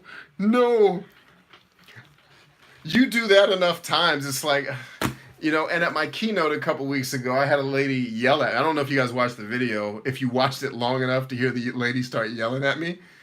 I was trying not to laugh when she started yelling at me because, like, I've been called racial slurs during sessions like this. Right? Not ones where people are no racists, like no Ku Klux Klan members gonna pay me for coaching, and then come on, oh, I can't believe it. But it's like I've had people tell me I suck, I only do this for views, I'm ugly. Like who cares, man? Like your fear and doubt that's keeping you from working is really, it's not fear and doubt. It's your ego disguising itself as fear and doubt. It's you don't want your ego to be damaged because all of us as artists hold what we create as precious. And the way to overcome that is to create it's to let Tony make a picture of you holding a rifle and next to it, it says practice, practice, practice. And people that don't have any context to my background, it looks like, and literally, there's a dude in the picture looking at me point the rifle. It's like, is he shooting people? Like, is he practicing to be like the next DC sniper? What is the practice about? Right? Right, you know, like I thought it was hilarious. I was hoping someone would get pissed off enough to like start an internet freaking freak out. Like this guy he's not a no, he's shooting people at convention centers. Like, I was praying we'd get something out of that because all the people that, and really it was only like 4 people who were angry, and only one actually spoke up. Because I could see the people putting this frowny faces. First of all, if you ever downvote, and for you too, YouTube, let me just say this. If you ever downvote anything, you are a narcissist. Period. Because here's why. No one cares about your opinion. 0 people. But because YouTube gave you that's not gonna do it all. I'm gonna show him. Ugh. Like, dude, like, I love downvotes. Love them. I can't wait till I get them. And there's always one guy. There's this one dude that follows all my videos. I'm gonna watch every video. Like, I got a dude yelling at me right now that tells me I suck at, and I'm not doing Myers-Briggs content anymore anyway. But he's like, you don't know what you're talking about. Why does anybody watch you? And I almost wrote back to him like, dude, this is the 3rd video you've commented on. Why are you watching me? like, clearly I'm doing something right if the dude that's my arch nemesis keeps coming to like, freaking Superman's here. I gotta go. Why do you keep showing up? Like, just stay at your lair. Why do you keep showing up to Superman's rescues and you're not trying to hurt Superman, you're just complaining, he's saving people again. Bastard. Foiling all our plans. Like, why do you keep showing up?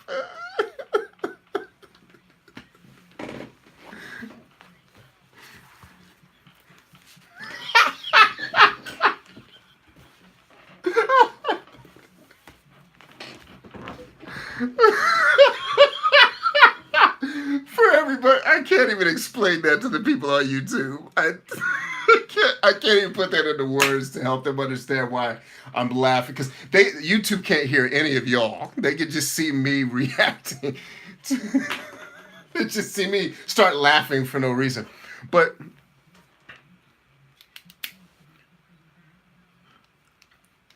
yeah, I mean, okay, sweet. But so back to Matt, it's ego, brother. Put it out and let people hate it, and don't care. And here is the pro tip of coaching. Put it out, let somebody hate it, don't care. And let somebody love it and don't care. Because that's not what matters. All right? Somebody praising you or pissing on your work is not what matters. It's usually the people who say nothing who are getting the most out of your stuff. The people that are extremely vocal, especially the negative ones. And it's funny, I have been saying this for as long as I can remember. And I heard Gary Vaynerchuk say it one time. And he says it differently than me, but I knew exactly what he meant. And I was like, man, I'm glad somebody that has a huge audience is saying this, because I've been trying to get people to wrap their head around this for years, which is the idea that you do not establish your credibility by tearing somebody else's credibility down. That is a coward and a loser's way of doing something. So when someone comes on a video and tells you how terrible, now, let me be clear, there's a difference between legitimate critique, where someone's trying to help you get better, like, hey, next time you shoot the video, dude, turn the lights on, right? But legitimate critique will always come as polite, always. There's no one out there who's legitimately trying to help you who's being an asshole to you in comments or in voice.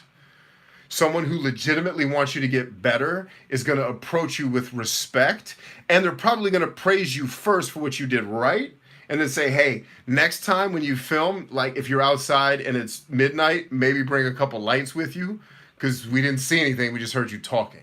That's legitimate critique. People that just come in and start complaining and whining about what you're doing, there's actually science on this right now that it's a narcissistic tendency. Another example is people who go on, my favorite thing on freaking Twitter is, if you're not outraged, you're not paying attention.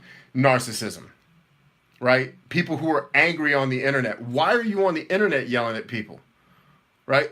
Like an example was when Kanye West, Hurricane Katrina, right? I don't know if I know you guys were born back then, but I don't know if you remember Hurricane Katrina happens, it goes really poorly. And now keep in mind, my former career, I know some behind the scenes stuff that Kanye West didn't have access to when he made his little interesting comment. So he's on TV with Mike Myers, and they're like doing this, we are the world. And then Kanye's like, yeah, Bush don't care about black people. And then you see Mike Myers like, no, our careers, they're over. Right? It's a narcissistic comment. Because, and now I don't know what Kanye did to help Katrina, but saying that certainly didn't. A person who's not a narcissist would have gone to Bush and had now granted, Kanye obviously doesn't have access to Bush.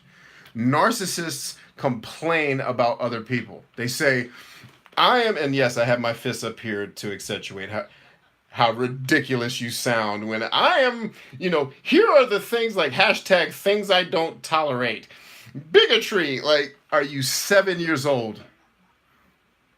What are you doing about bigotry? Right? I don't tolerate homelessness. Yeah, me and my entire family go downtown every single year, or at least when we can, and feed the homeless. And a lot of those people are people I know because I used to work with them. Right? Some of them were my informants in a former life. When I used to run operations, right? And security, you know what I'm saying? Like we're standing with the people in Hurricane Florence. No, come down here and put sandbags up with me. Stop talking about it. So all the people in your content that are telling you how terrible they are, they are insecure. They wish they were doing something, and they make themselves feel better by tearing your stuff down. It's cowardly behavior and it's loser mentality, right? So you have nothing to fear. Some people will levy legitimate critique, and I listen to that. I listen to it very closely because it's my audience trying to tell me I'm trying to get something out of what you're saying, even when sometimes they're an asshole about it, because some people just have no social grace, right? They're like, I would have watched this if it was 5 minutes. Oh, like, why did you write the Like, did I need to know that you like, but there's a nugget of wisdom in there, huh? I need to start making shorter form content. Hey, Tony, can you start cutting these videos and putting them on Instagram so I can serve these people? Because even if Jackass said it that way, there's probably 1,000 other people that agree with him. They're just not going to say it in a jerky way. Right? So be able to distinguish legitimate critique from someone just being an insecure, egotistical narcissist, right? And so what I'm saying to you is the cure for this whole tirade that I went on is massive action. Start putting out content. I don't care if it's perfect. I have literally put up videos that I knew cut off before I was finished talking and uploaded them. And it's so funny to watch. Are you aware that your video cut off before you were finished talking? Yes, I am. I felt like I made enough points. And in fact, I did it one time because I knew people would ask me, and then it would actually get people to comment on the video so I could talk to them about it. Right? So make mistakes. Bomb. Like, get on stage and bomb, because the more you bomb, first of all, the more you bomb, the better you get. So, like, really, really good comedians will tell you we still bomb. It's just that we're so much better than everybody else that us bombing is still better than someone who sucks doing a really good job. So you can't tell we're bombing because we're that dope, because we got that good. But the bombing helps you get better, but it also desensitizes you to that egotistical fear. Does that make sense? Okay. What else you got?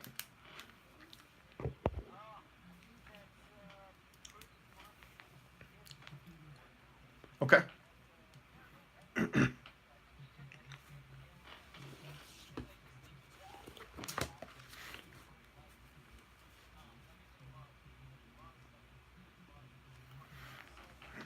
Right.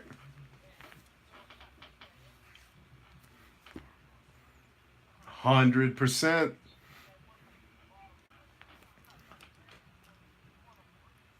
Right.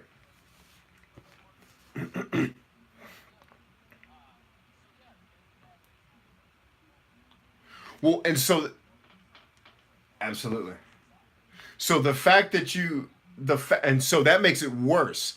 The fact that you were already really, really good at something it's now that much harder to suck at something because it's a vulnerability. Like I'm so used to being the king, right? Like I tell the story about, I always tell the story about my first job making a hundred, making six figures, right?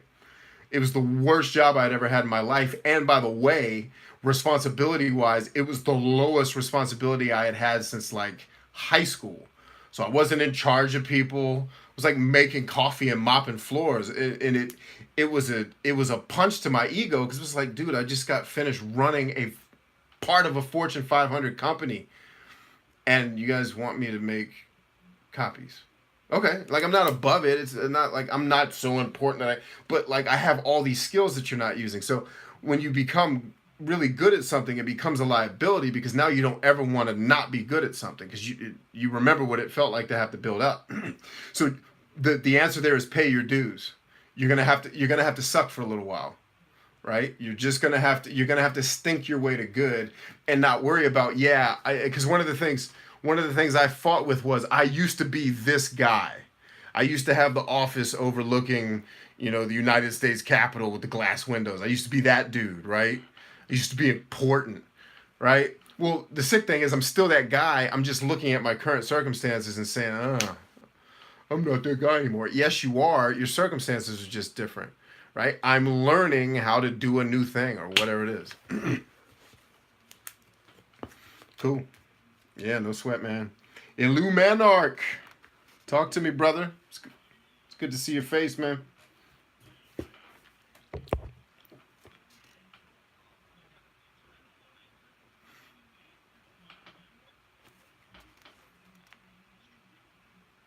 I like that.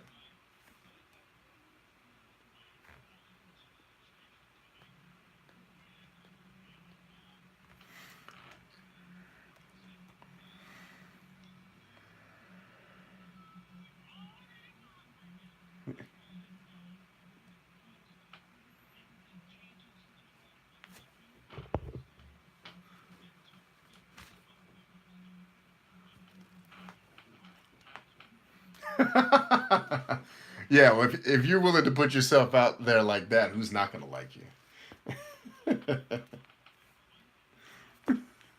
That's true.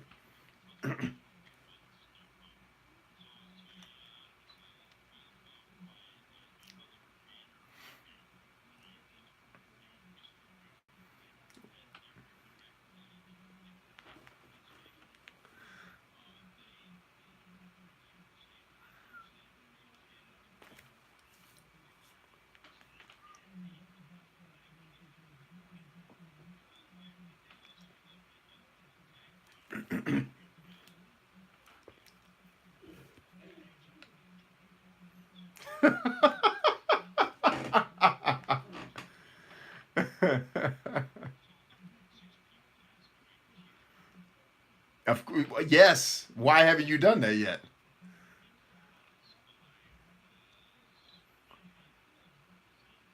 Gotcha. Okay, I got it. So it's design.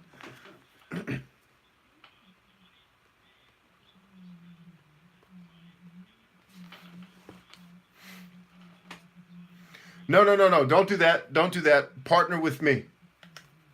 Partner with me to get it done. I'll pay. I will. I have an artist, and I will figure out how much. And you know who she is. I'll find out how much she's going to charge me, and I'll pay for it.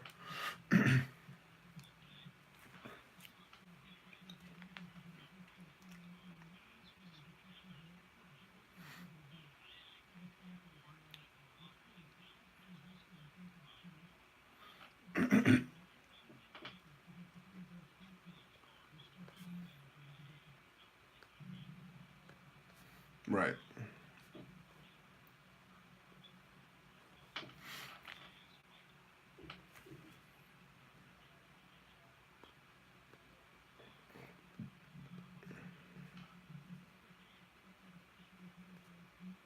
Gotcha.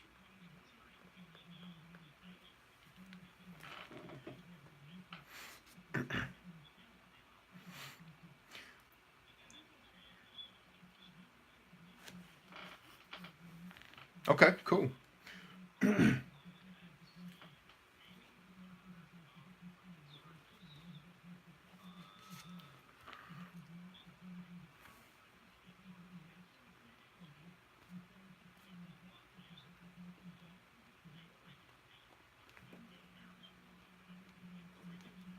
Right.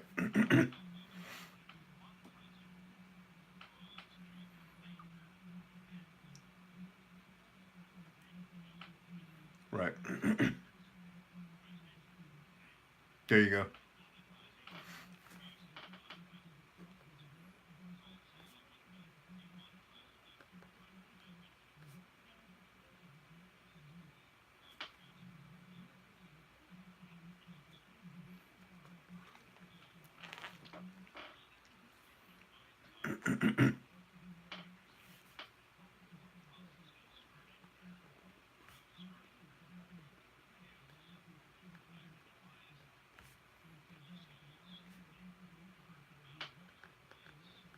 Yeah.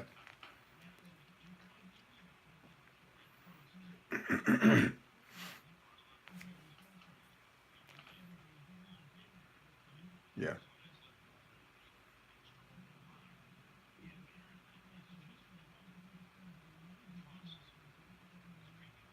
Yeah, I used to have to run fans on a computer that ran coolant.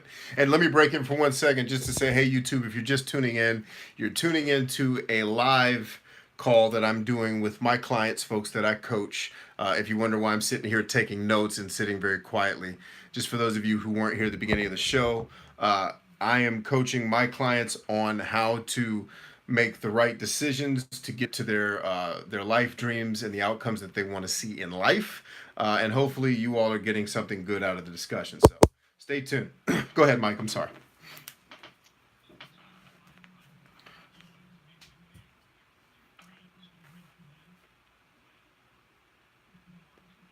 Right.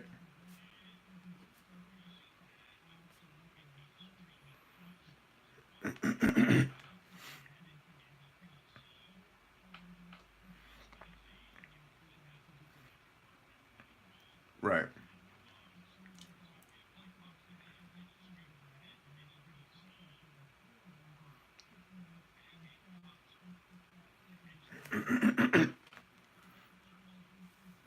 So, are you gonna in any way mass produce that to sell it, or is this something that you're just building? Okay, got it.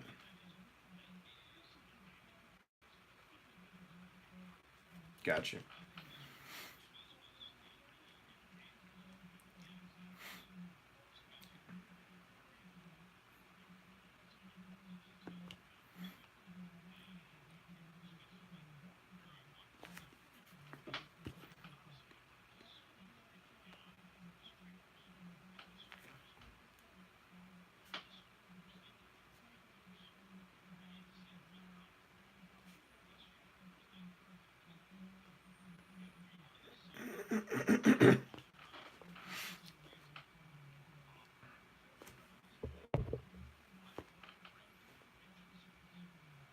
Mm,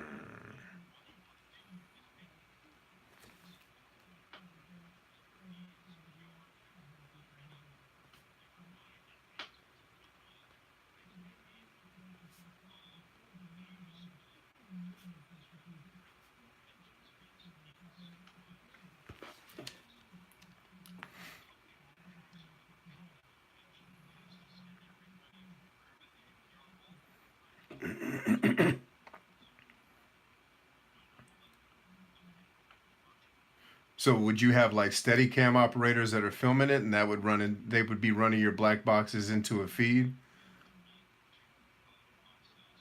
Gotcha.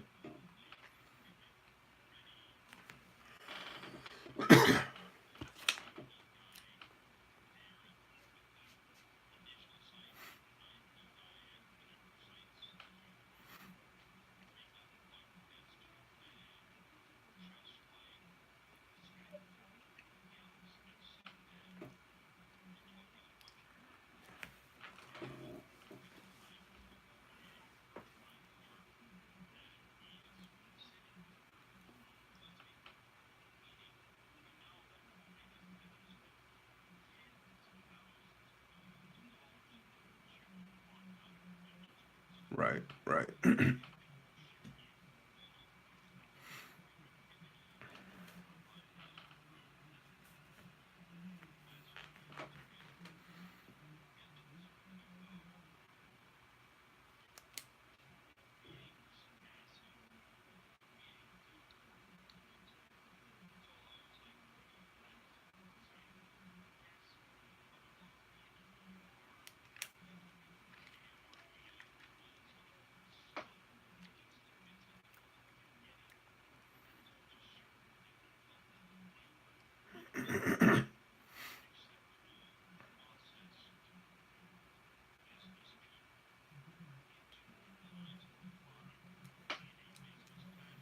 Hmm.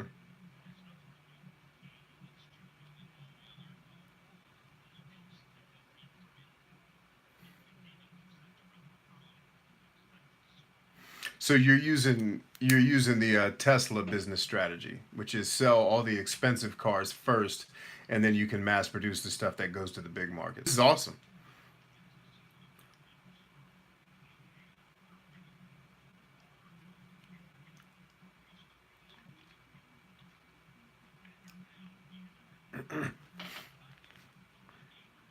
Right.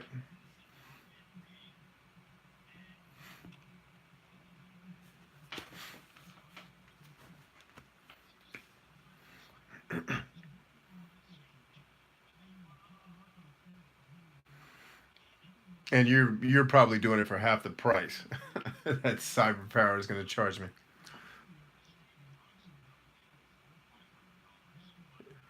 Yeah, yeah, outside of this, you and I may need to talk because in 2019, I believe I'm going to be in the market for something exactly like that. As you guys can see, I'm still building my office. This is going to become a command center pretty soon for a lot of different things. It's just timing. So, not to derail you, but let's stay in touch because you may be able to build something for me. And if I don't have to go to frickin' any of these other companies that are going to put third party Korean frickin' power boxes in my computer.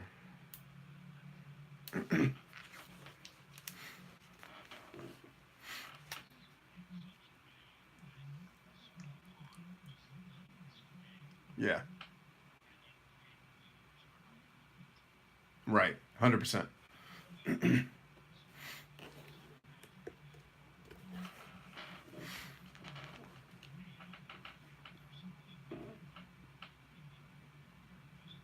Yeah.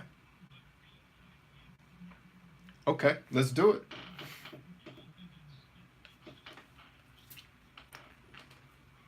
That's fine. I mean, but that's the right mentality though. Is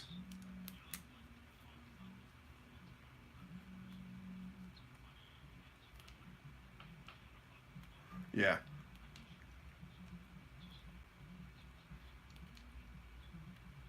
sweet. Oh yeah. But that's what adversity's for, man. Adversity is designed one to make us stronger, but two when you get to go back and like I'm getting to a point now where there's some things happening in our business where I'm gonna get to go around and punch a lot of people in the mouth, and it's gonna feel when I get to look them in their face and be like, I effing told you this is where we were going.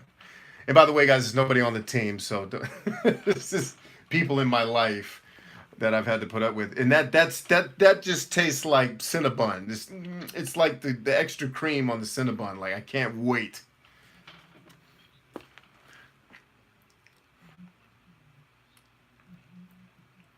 100%. It holds you back.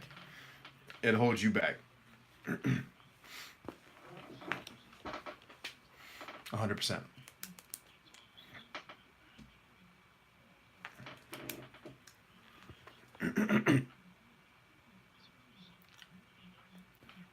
Oh, Jim. Yeah. Yeah.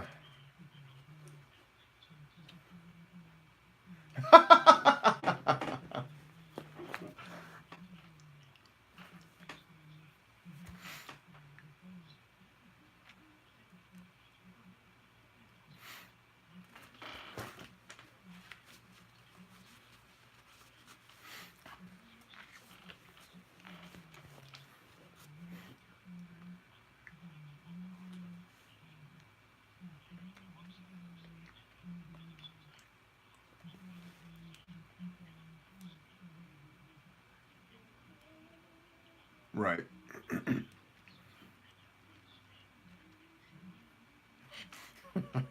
I wouldn't either.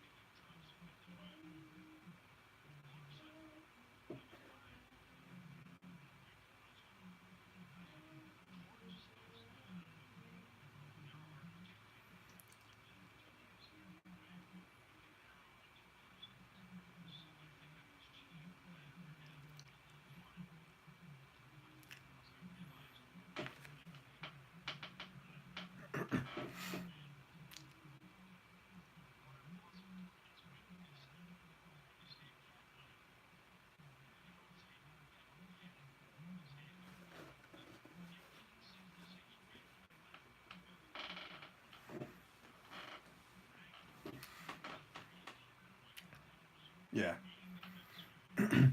That's the Napoleon Hill philosophy. It's the being definite.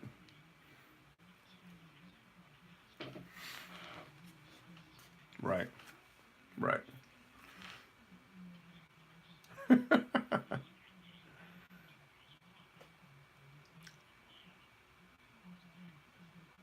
Yeah.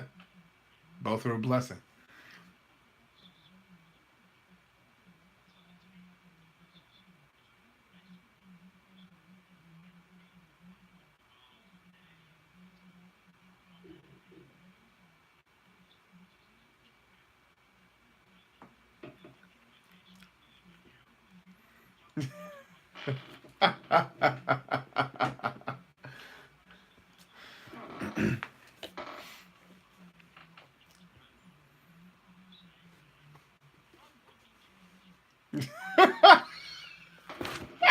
Hold on, I gotta show.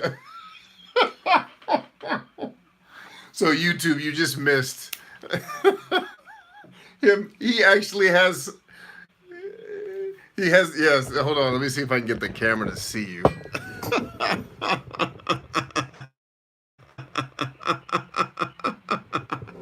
See, this is why I advocate for all of you to come on these VIP coaching calls and to get into our program, because we don't just coach here, friends. We have a lot of fun. Right on. Dude, this is awesome. Did you have, so I'm tracking the girlfriend, I'm tracking the 24-hour podcast, which by the way, there's some things I think we can do in the short term, especially with license free music that you can do before you need to make a lot of money to pay for the royalties and the ASCAP and the BMIs that you're going to have to pay to be able to do something like that. Um, and the mind's eye, there you go. There you go. You can use that. We've got the mind's eye tower. Um, and then, did you say there was a fourth one? I mean, these are pretty big just in and of themselves.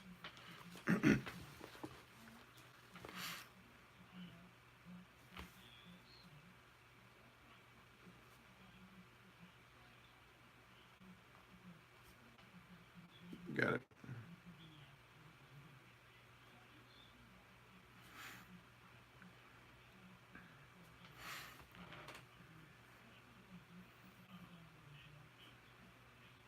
Right. I'm tracking.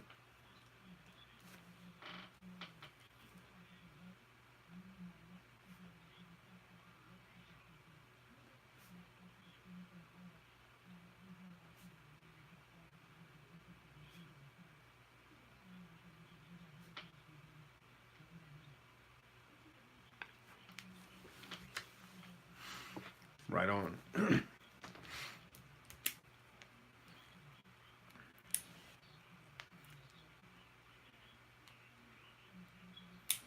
Right. Okay.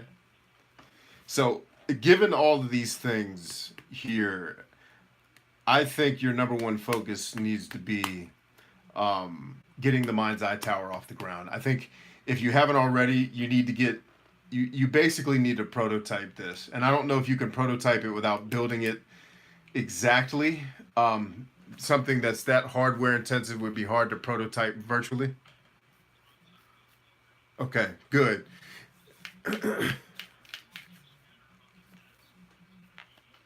In cases, which is fine. Yeah, you can make or buy those easy. I mean, heck, you can buy those at Best Buy now, for God's sake.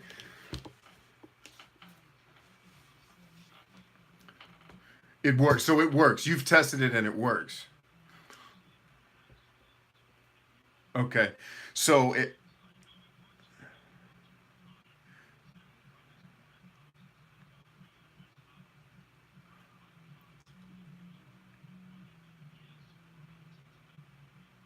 100%. So what I'm thinking is, do you have anything? So like where I live, because of where I live, there's tons of stuff. We actually have a meetup group that's for tech startups, specifically to network, but also to potentially secure funding. Because it sounds like if you're like in that Steve Wozniak, Steve Jobs moment, where it's like, um, Like if you can get someone to give you some front cash and you don't need a ton, like if I can build 10 of these, I guarantee I can sell them for profit. And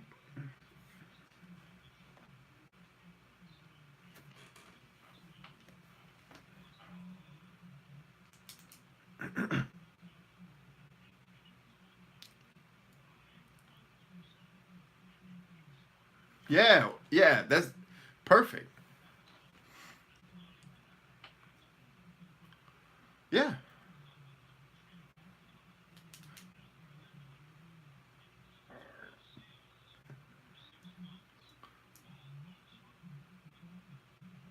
The paces, right.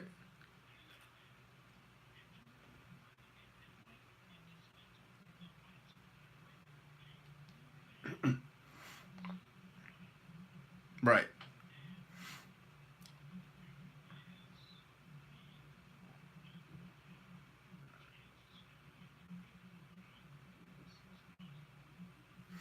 Okay.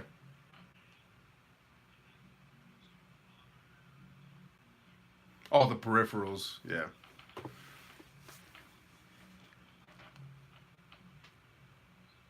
Gotta have it.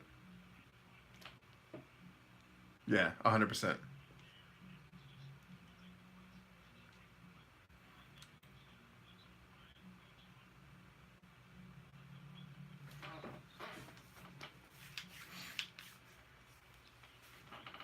Right.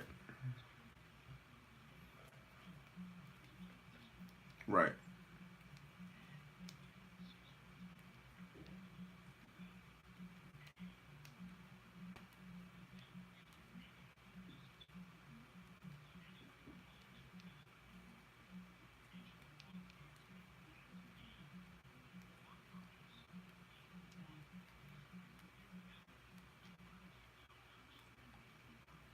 Awesome.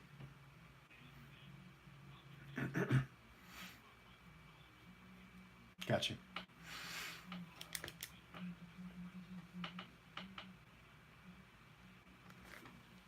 Right.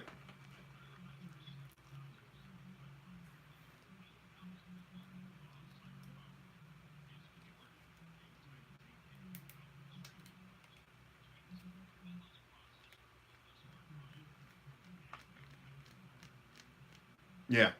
Built in. That's murder.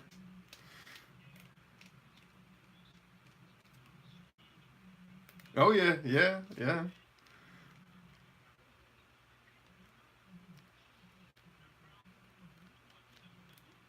Right, right. 100%. Yeah, 100%.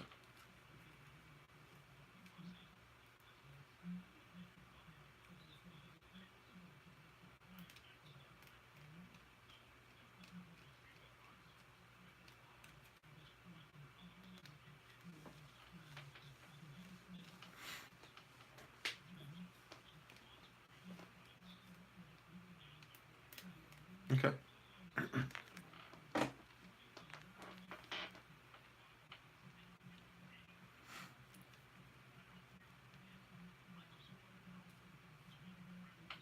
Yeah. Okay.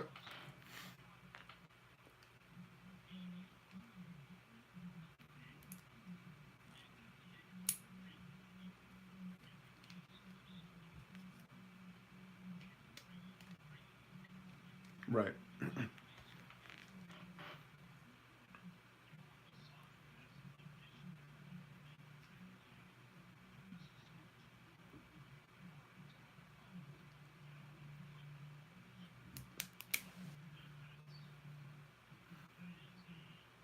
What about the mind's? What about calling it the mind's eye stream box?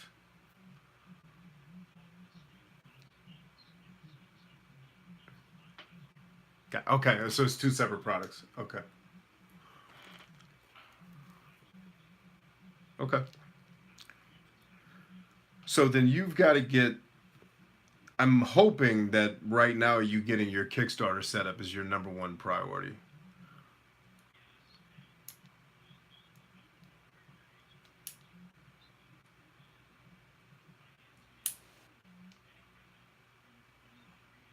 Yeah.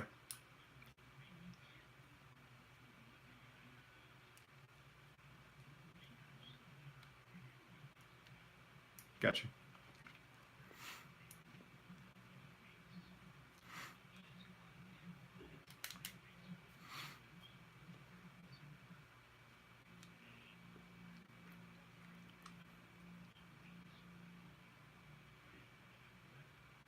But if you're gonna have it patented, then why not just sell them a license to produce it? You don't need the Kickstarter, and then they have to pay you for every bucks.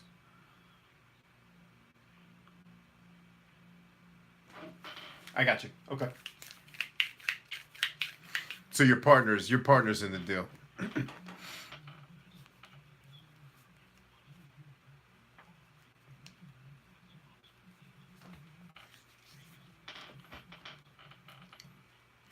Of course. And then you're on the 100 acre. Hold on. You're on the 100 acres with the 5 bedrooms, the 5 car shop, which is really a 3 car garage with a 2 car shop, the 2 pickup trucks, the 2 motorcycles. I got it.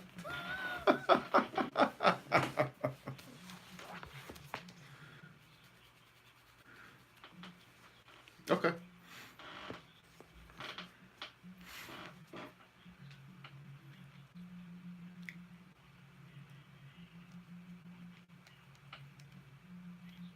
Well, once you're on the freaking farm, you can do whatever you want.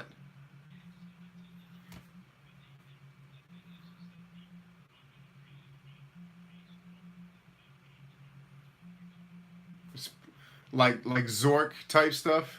So D&D.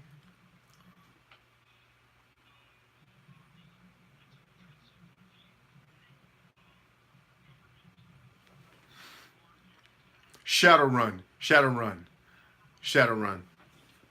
I got you. Yeah, it's the Shadowrun. It's the Shadowrun type of scenario. Okay,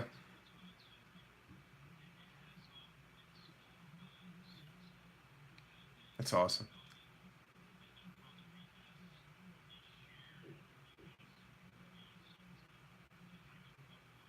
Nice. Okay.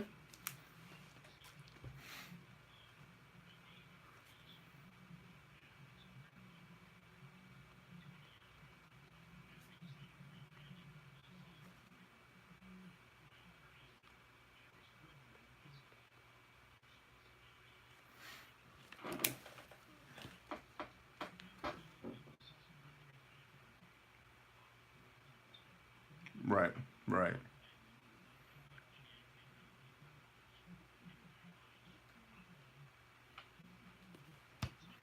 In some ways, that's why we're here.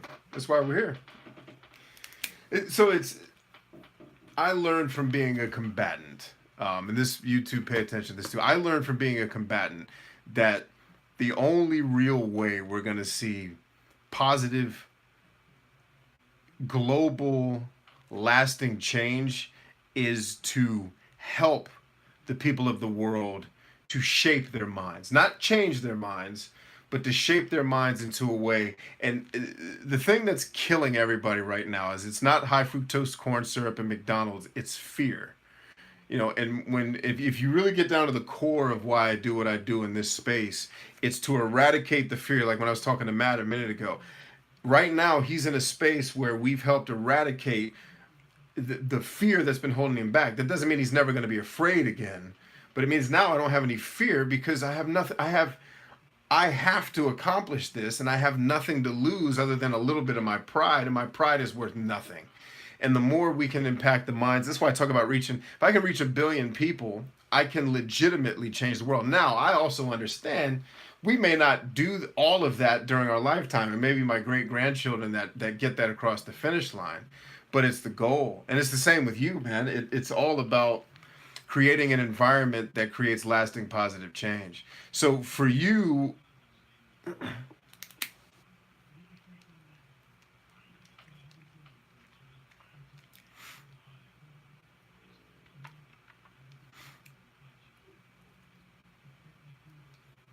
right, exactly right. Yeah, that's yeah,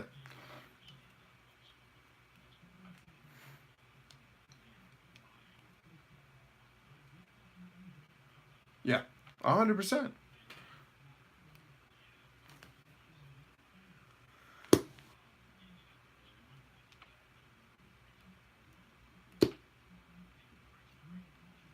Yeah, dude, we're cut from the same cloth.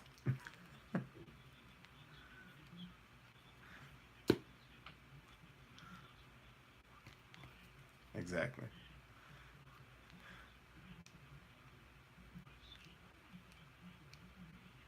Right.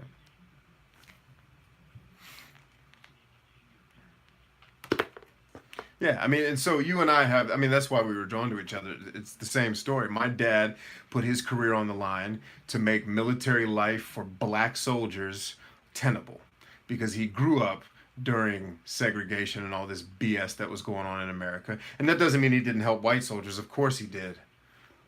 You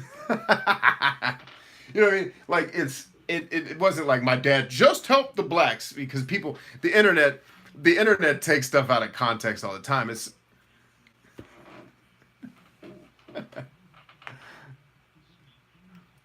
right, right. Like it's like Michael Jordan got vilified when he was at the Hall of Fame and he looked at his kids and he says, "You guys have got big shoes to fill." Oh, he's so arrogant. No, that's the abs. He's trying to tell his kids, "Step your game up and do something with your life. Like, look at everything I've accomplished because I had the humility to work hard." You know, and look at yeah.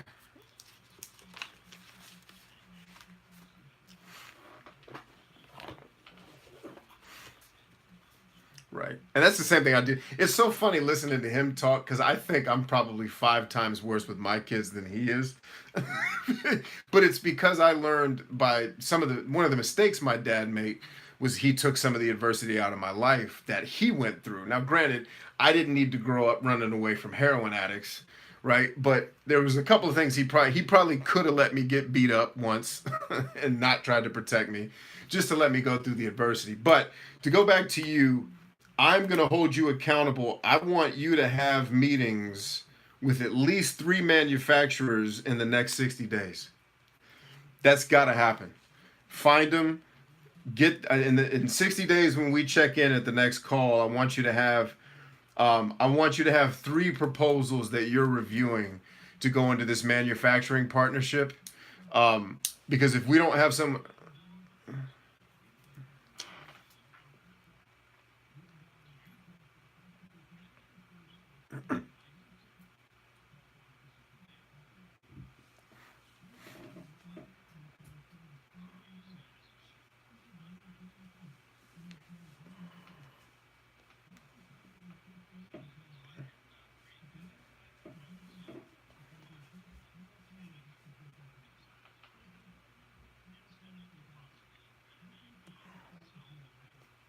why would you need the cash to sell the manufacturers on if they're just using your patented design?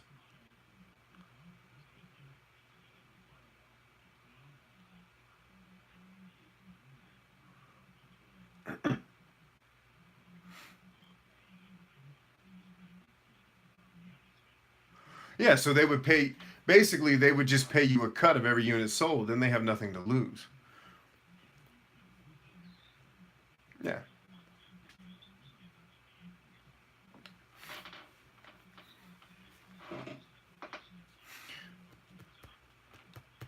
yeah, yeah. I'm tracking. I'm tracking. So here's what I'd say to you: you need to talk to an attorney.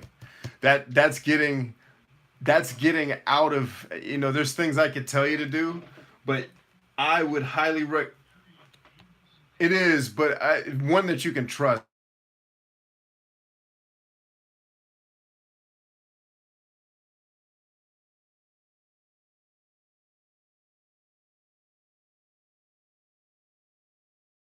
Tell you what because I just don't know what the ramifications are. If I own the copyright to my book. If someone wanted to license my book to do a thing, that's fine. You know what I mean? But that's a book. We're not talking about building an $8,000 machine. So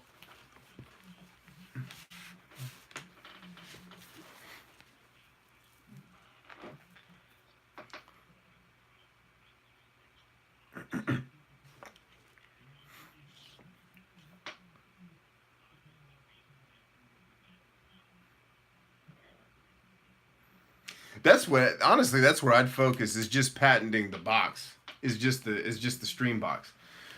because anybody can build a tower without having to deal with your patent. But if you patent the stream box and the idea and the way that it augments a machine, that's patentable, I believe. Again, talk to the attorney.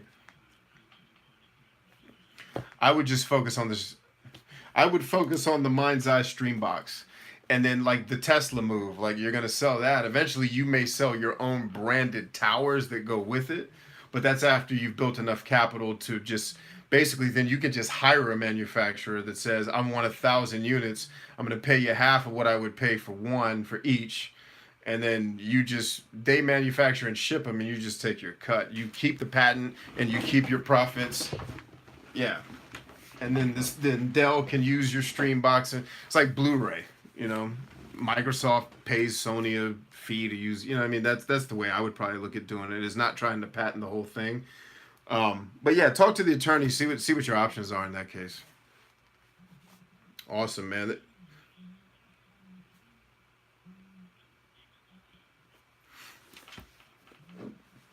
Yeah.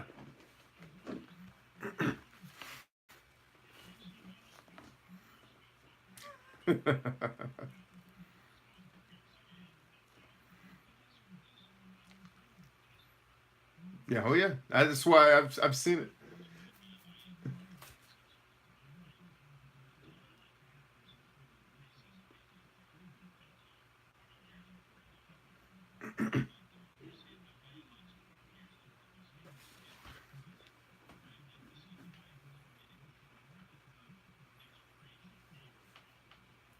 Right.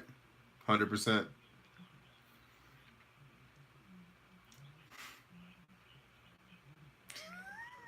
Hey, but it turns into cheese, which is also delicious.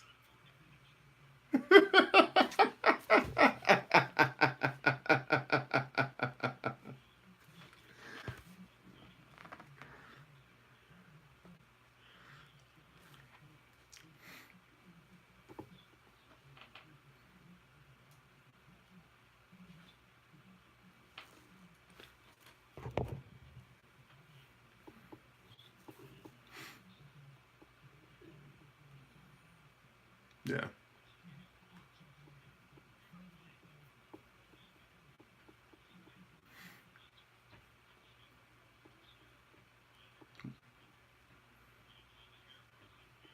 Right. And that happens to everybody when we get old, bro.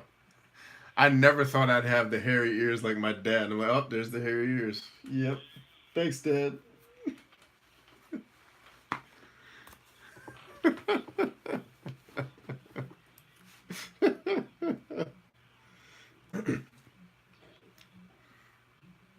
There you go.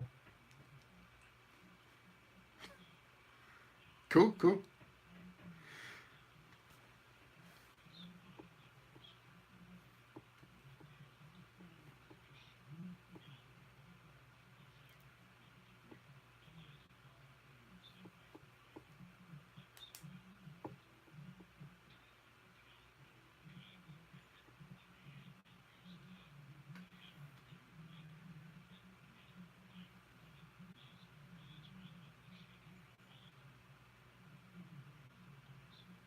Yeah. Yep. But listen, here's the deal. You're still here.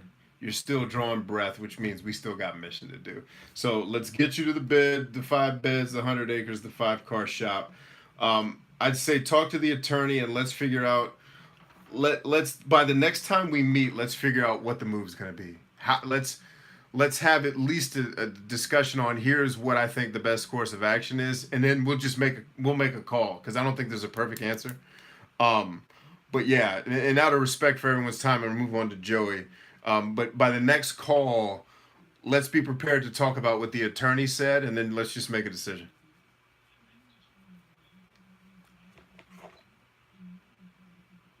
Okay, cool.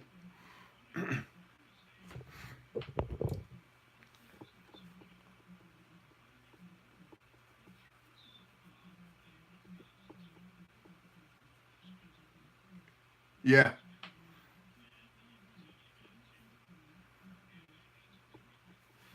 yeah, both are good. and Chamber of Commerce. Now, I don't know if so. He's in the Virgin Islands. I don't know if all that stuff's there, but if it is, then he definitely needs to do it. Yeah, they make it everywhere, and I imagine there's Chamber of Commerce. Yeah, oh yeah, I've been to a number of them.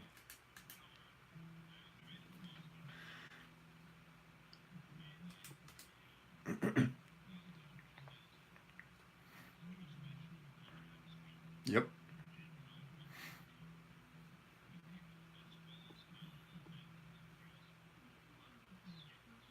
100%.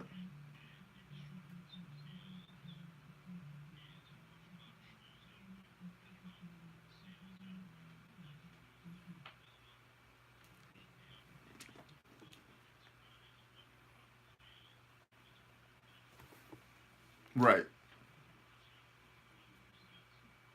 It's a good sense, man. Lou Manark, Mr. Good Morning. I appreciate you, man. Good info. We'll talk. We'll talk in about a month. Enjoy yourself, brother. Joey, peace. Joey, where you at, man? Welcome back to the party, dude. We've missed you.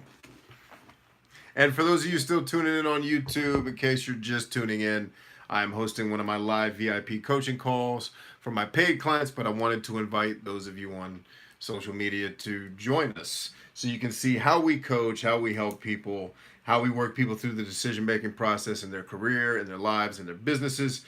But most importantly, you can see that we also have it, even though you can't hear them, you can hear me responding with laughter to them. We have a ton of fun on these calls. So it's definitely something you want to consider if you want to reach 100% of your potential. That said, Joey, you're up, brother.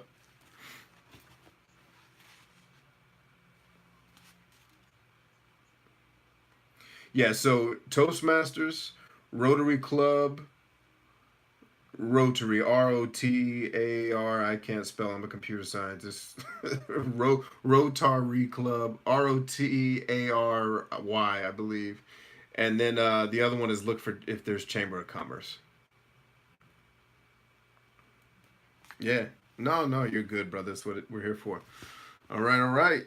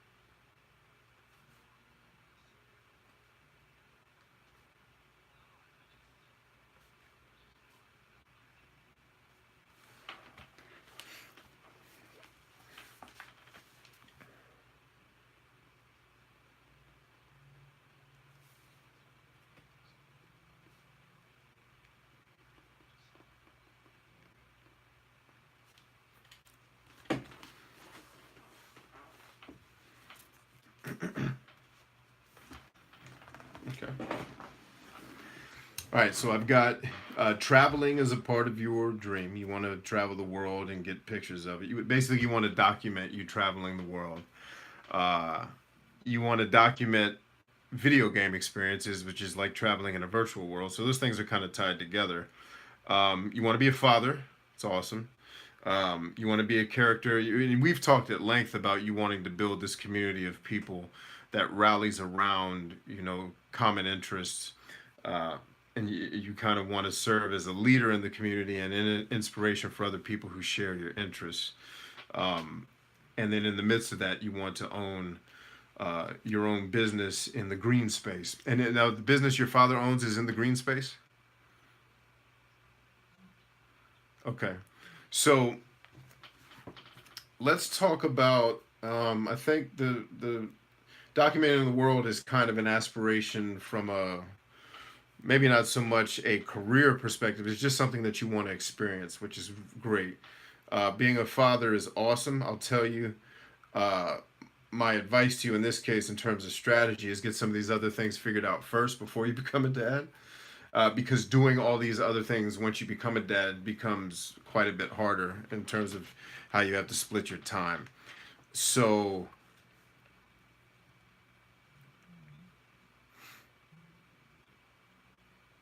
okay, well, no, let's stay there for a second. We can get to the business part. So the thing that I find, and this is where the YouTube folks are going to want to tune in as well, is I get a lot of people asking me questions about relationships, and they'll give me scenarios. For example, there was a girl that left me a comment, a woman that left me a comment the other day where she was talking about she's an artist and she wants to be a singer and she's actually pretty good at it. But she is, if I understood the story, because I only got pieces of it in the YouTube comments, but it was she's living with, I think, a boyfriend, or she's just around him. I don't know if they live together, but he's constantly telling her to shut up and stop singing. And the after she told her story and she put a lot of effort into it, I didn't want to marginalize all this time she took to tell me her story, but I wanted to get right to the point where I said, if I, and I basically typed, if I may be frank with you, get the hell out of that relationship. If your dream is to become the next Beyonce and the man you're with is screaming at you every time you do something to pursue your dream, he's the wrong guy. Like, there is no other part of this discussion. And it's interesting that I run into so many people who we get all these signals, and I think it's a fear thing. We get all of these signals that the man or the woman we're with are not the right person for us. And for whatever reason, and this is something, it's not hard for me to empathize. Like I don't feel for people, but it's hard for me to empathize because genetically I don't have this problem. Like, I will cut somebody off. Like, it's a wrap. Like, it's not gonna work.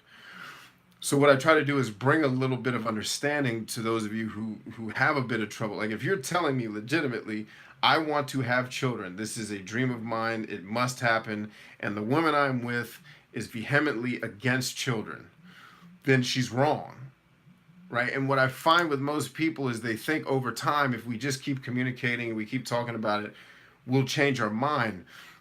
Yes, and chances are, one, if there's a changing of the mind, there's going to be some level of compromise. A very good friend of mine was adamant that he didn't want to have kids. Adamant. And he married somebody who agreed with him up front, but then basically tricked him into having children. And it wrecked their relationship, right? So instead of her just being honest and saying, I need to have children, you're not the right guy, they went through the whole thing together.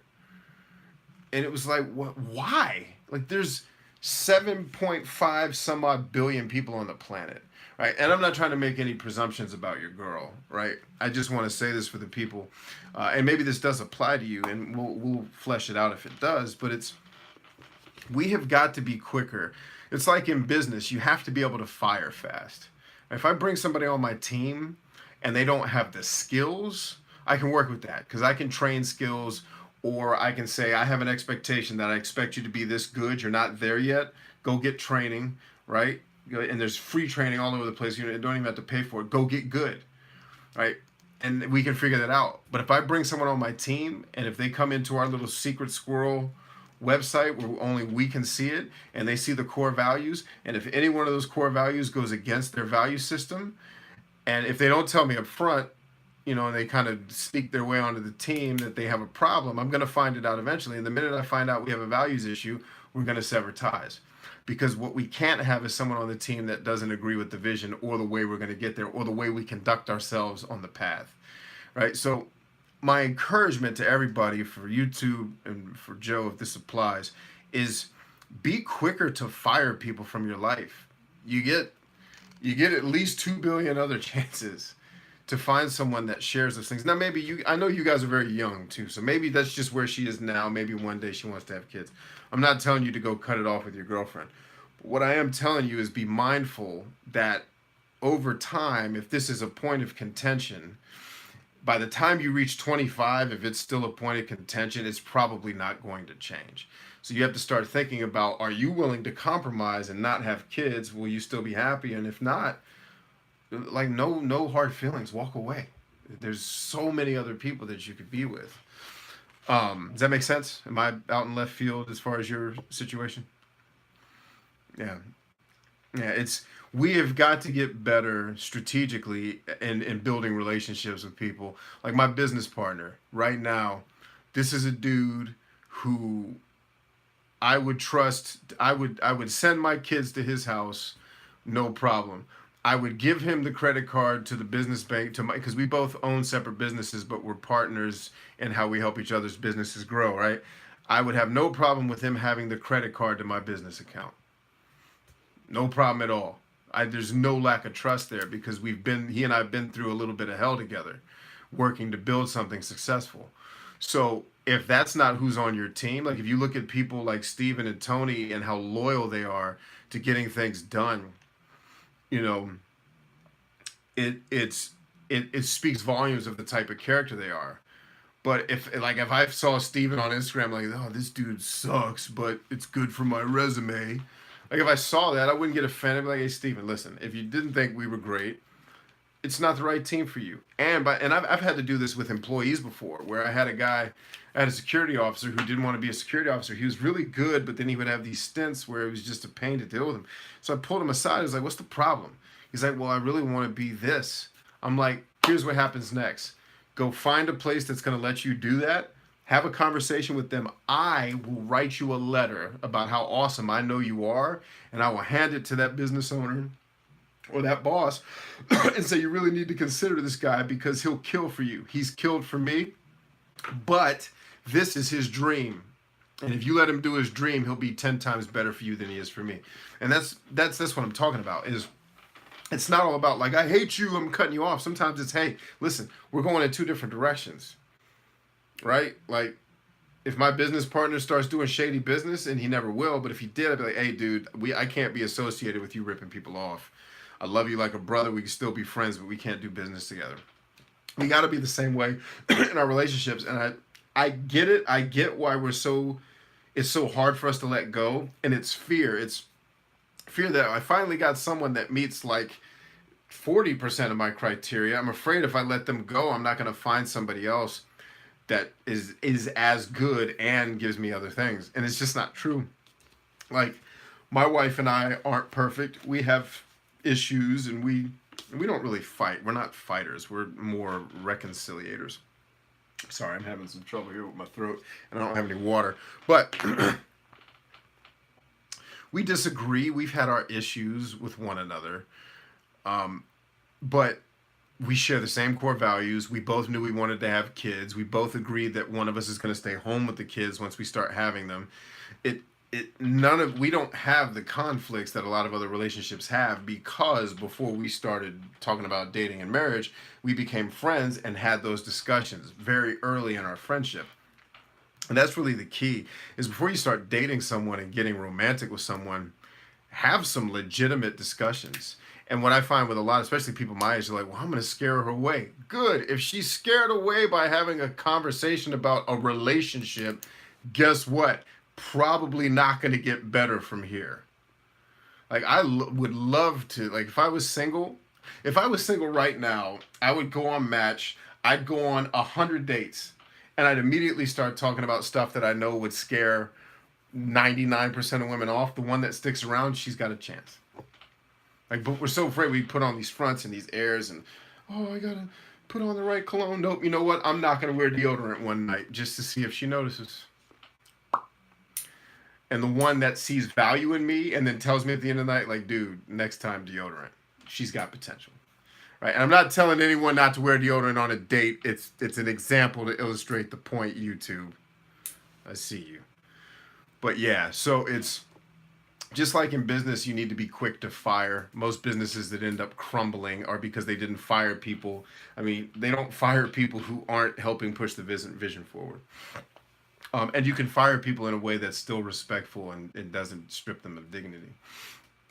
But the same thing goes with relationships. So think about that.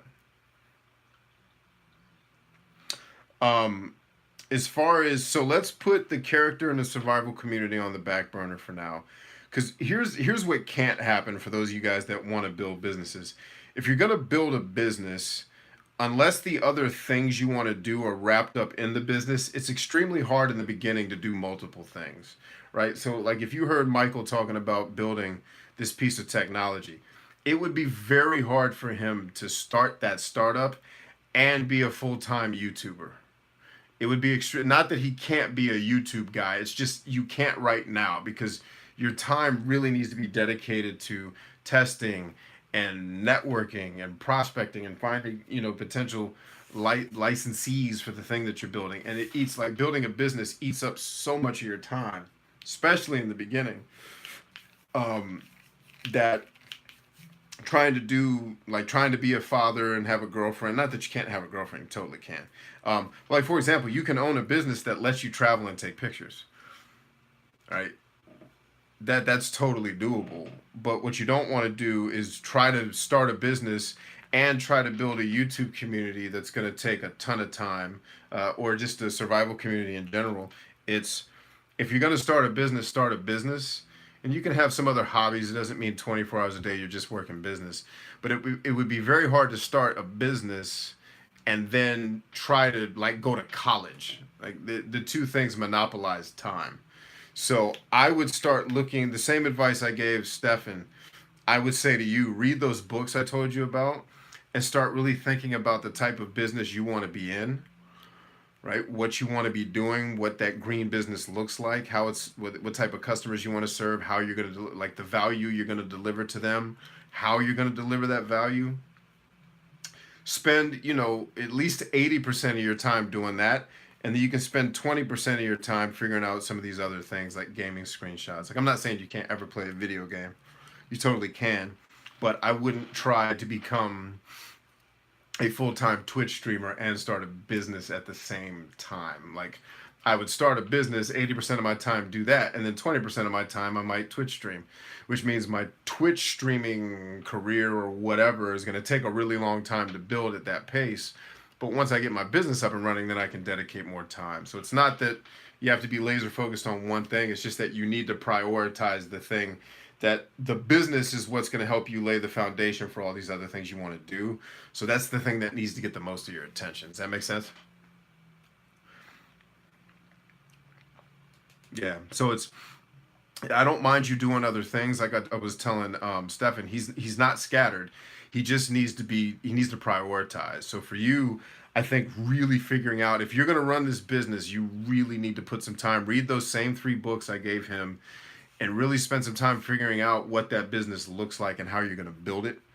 Um, and then the other 20% of your time, you could play video games, build your community, talk to your girlfriend, maybe meet a new girlfriend. If this girl is just adamant about never wanting, like, if she's like, I don't want to have kids in my, before I'm 25, and maybe one day I will, that's a conversation. But if she's like, no, and I know people that never want to have kids and they don't change. They don't like wake up one day and be like, yeah, I changed my mind on that whole kid thing. Let's get in there. So, something to think about. Make sense? So yeah, so for everybody's homework, I'm going to give you a chance to ask some more questions here, Joey, if you have them. Everyone's homework, Stefan, by the next time we meet, I want you to have at least acquired all three of those books. I want you to have read through, at the very least, the chapters related to this business model. And you'll see this diagram like 10 times in the book. I want you to have a working understanding of this by the time we get back together. And I want you to have read at least the first 5 chapters of Traction so that we can start to get you focused on, because you can weave insurance agent into your business. That can be synonymous. For Matt, I want you to have your Facebook group created. I want you to have your meetup created. I want you to have at least 3 people who you've reached out to who have tentatively agreed to work with you on that. And I want you to at least have begun starting to plan how you're going to create enough content for Instagram to have 60 days worth of animation content.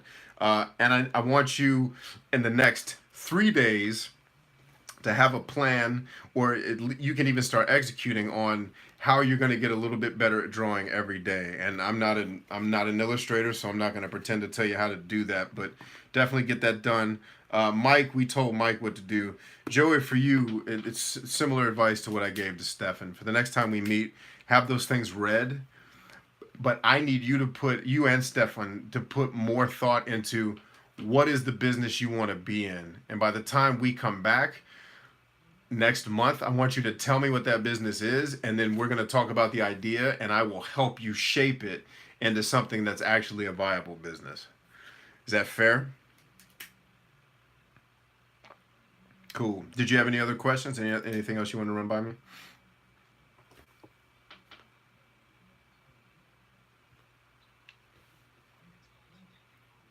Oh yeah. I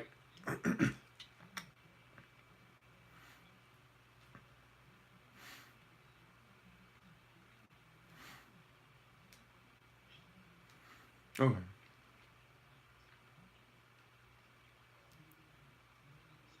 So wait. Hold on. Money's not optional, unless you're planning to live it like a co-op or something.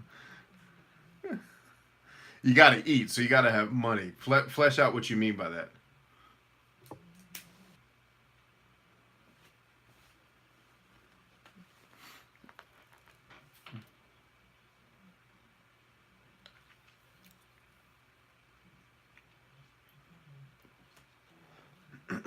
Don't do any of that until we get this business stuff figured out. You can go back to it. You know what I mean? Like there's no need to build your personal brand. Like unless you're going to launch a personal brand and then eventually you're going to build a business, then we can start talking about how to build a personal brand for you. And that can become your business. But if you legit want to get this green focused business off the ground, we need to put some really heavy critical thought into how we're going to do that. And then we can get into the propaganda later, right? I didn't touch social media as a regular producer until I had some ideas about, okay, this is where I want to go and this is how I'm going to use social media to do it. But yes, as far as a plan goes, that's however much content you want to produce is fine. But for now, for the next 30 days, I want you focused on I want you to ask yourself those questions. Like, do I want to be an entertainer? Or do I want to be a business owner? And if I want to be a business owner, what does the business look like? I want you to spend 30 days putting some critical thought on that so we can figure it out. So that you can figure it out and I can help you flesh it out. But for now, yes, don't start taking on, I'm going to make 7 YouTube videos a day, because then you're just going to be distracted. And by the way, because you're already good at that, you're going to have a tendency to want to do that because it makes you feel good, because it feels like you're accomplishing something, but you're just taking actions that don't have an end, that don't have a goal tied to it. So you're just going to be doing things that don't ever get you closer to something that actually makes you happy. It's just going to be temporary happiness in the day-to-day creation because you're an artist.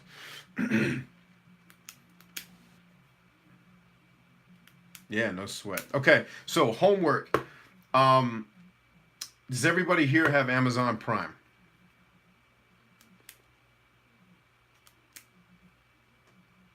Okay. Stefan does not. Tony said you do not. Steven, you do. Steven, you've got. Matt does not. Steven, you do, though, right? Okay. What about you, Joey? Do you have Amazon Prime? Okay. So, Steven, your homework is to look up Napoleon Hill's The Master Key to Success.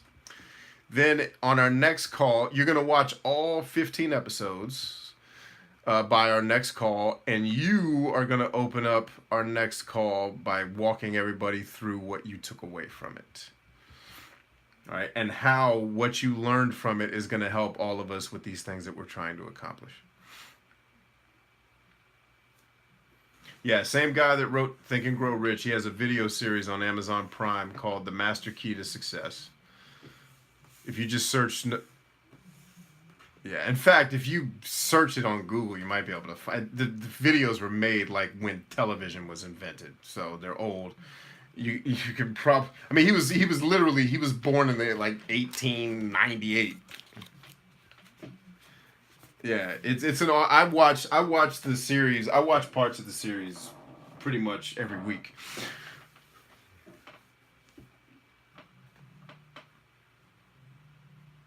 Yeah. So, all right. So now is the time I get to pay attention to YouTube and you guys. So I'm gonna open up the floor for general questions. Steven, do you still have the YouTube feed pulled up?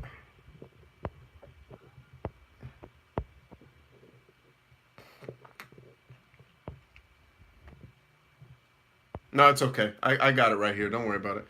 So I'm gonna open up the floor for general questions because we need to. We're like an hour over time, but I wanted tonight, with tonight being the first, really the transition session from very heavily social media focused coaching to, okay, let's figure out how to get y'all's lives and careers and businesses in order with this new focus. Now we're the good life playbook. I really wanted to take some time and walk you all through the process that people like me and people way more successful than me use to get to where we are, so that you guys, we're not having the same discussions year after year. I'm still in the same place. I felt like over time I owed you guys that. I felt like I taught you guys a lot of things with social media and business, but I wanted to get what, because that's what everyone wanted. I said, well, no, what everyone needs is a focused strategy to get you from here's where I am today to here is what I want life to look like when I'm 90. And since you were paying me to be here, I wanted to start providing that to you guys and really start deep diving. You're going to see, like, Tony and Steven are already read in on this because they're editors on our team. But what a lot of people don't know on YouTube, and I'm looking for YouTube here. iFlame says, "What's up? What up, iFlames?"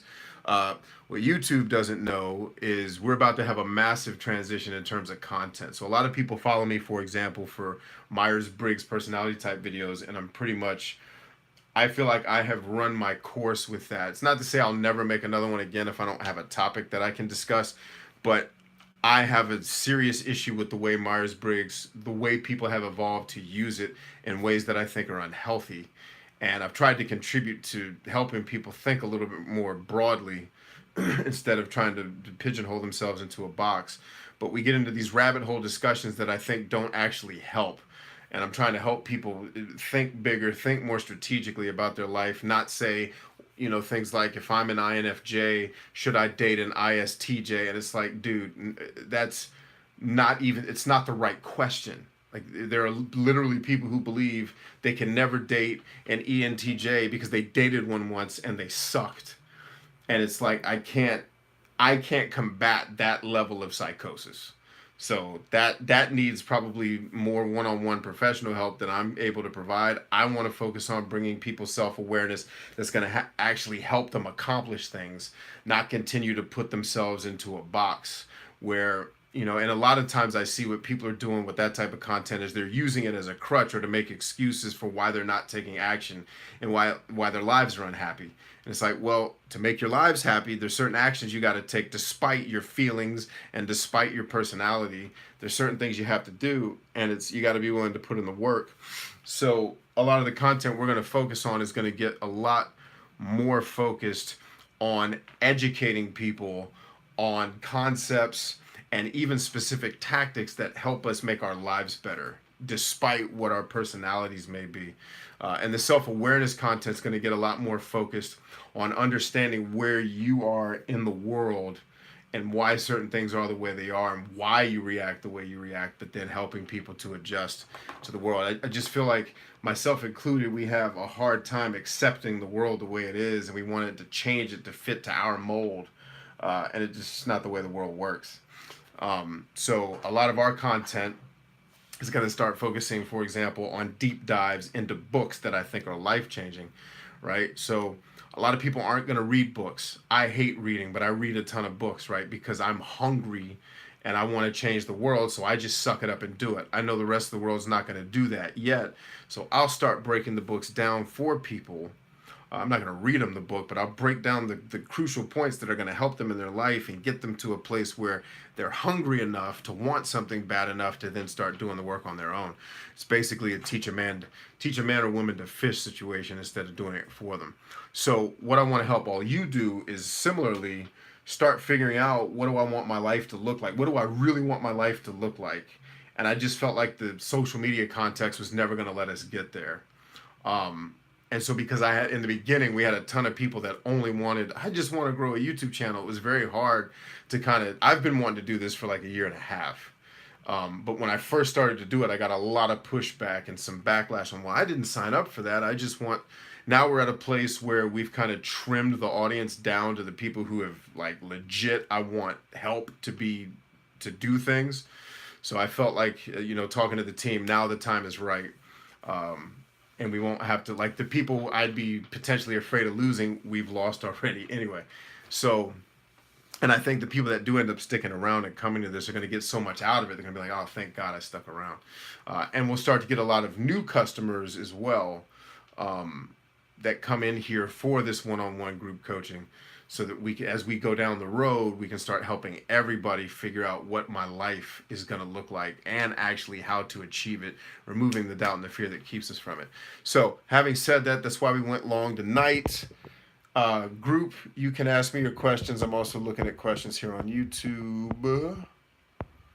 Let's see, Brian, I recently discovered you and love what you do. Very motivational. Peace and blessings to you, brother. Peace and blessings to you too, based shaman.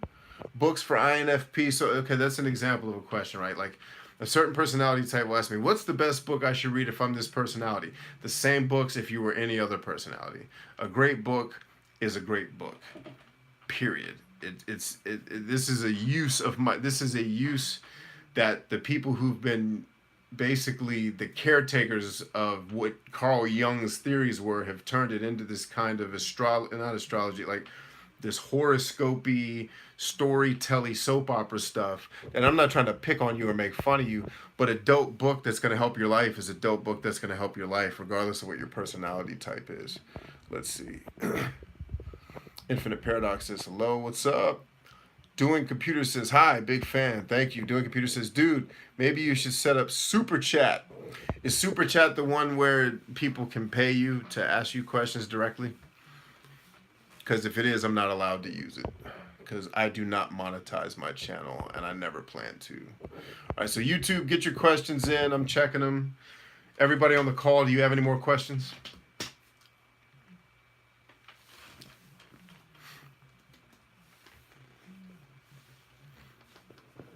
Yep. I'm glad you brought this question back up, because I was about to cuss you out for asking it the other day. Okay, are you ready? Are you ready for the answer to the question? Okay, here goes. Fancy says, I really have to get going now. My train is leaving soon. See you guys in a month. Love you, brother. Stay strong. Okay, Tony, you ready? Stop being impatient. Dude, do the effing work. Nobody cares about you. Like, people are watching me.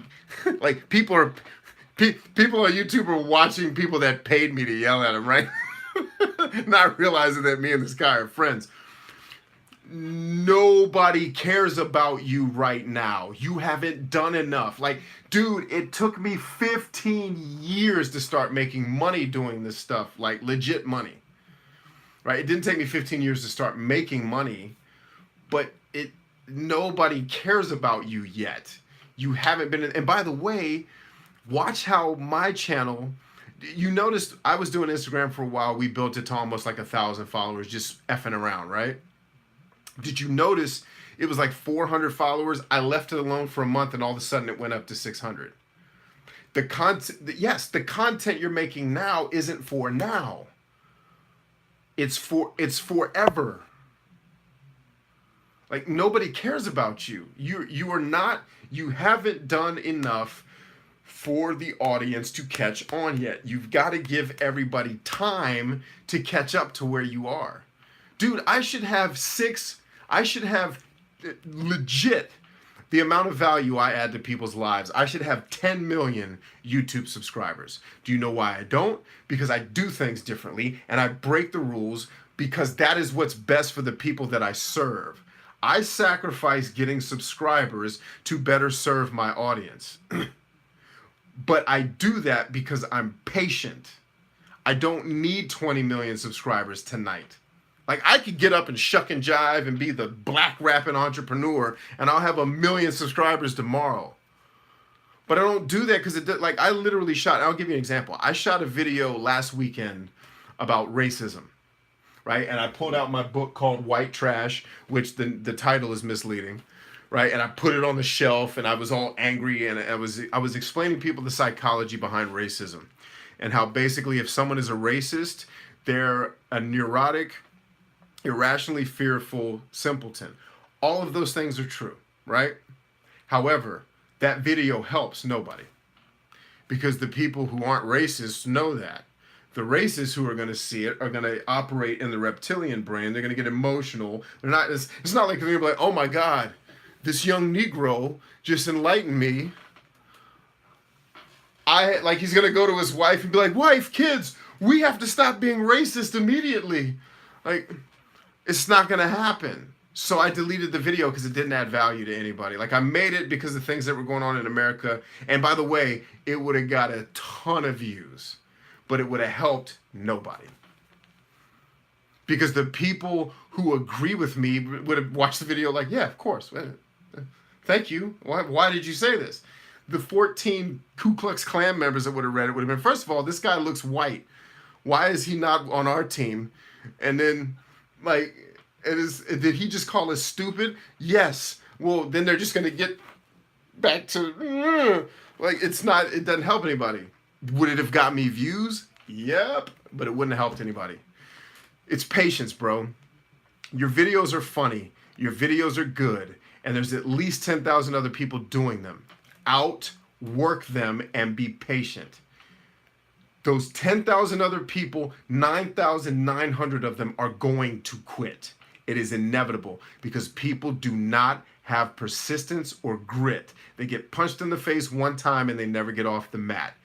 Just stay in the ring and keep going and get better. By the way, continue to get better. Look at your analytics. What did people actually like? Continue making that, right? I've watched a number of your videos and I found them engaging and entertaining.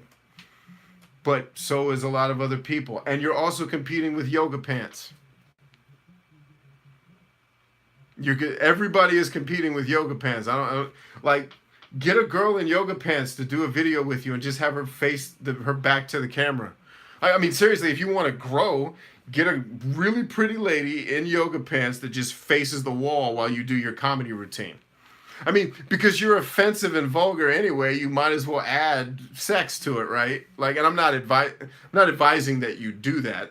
I'm using it to make a point that you are competing with cleavage and yoga pants. It's gonna take a minute. Like you were competing with biology. Like, give it a minute. Like, give everyone a minute to calm down from being horny so they can laugh. You know what I mean? You got to be patient.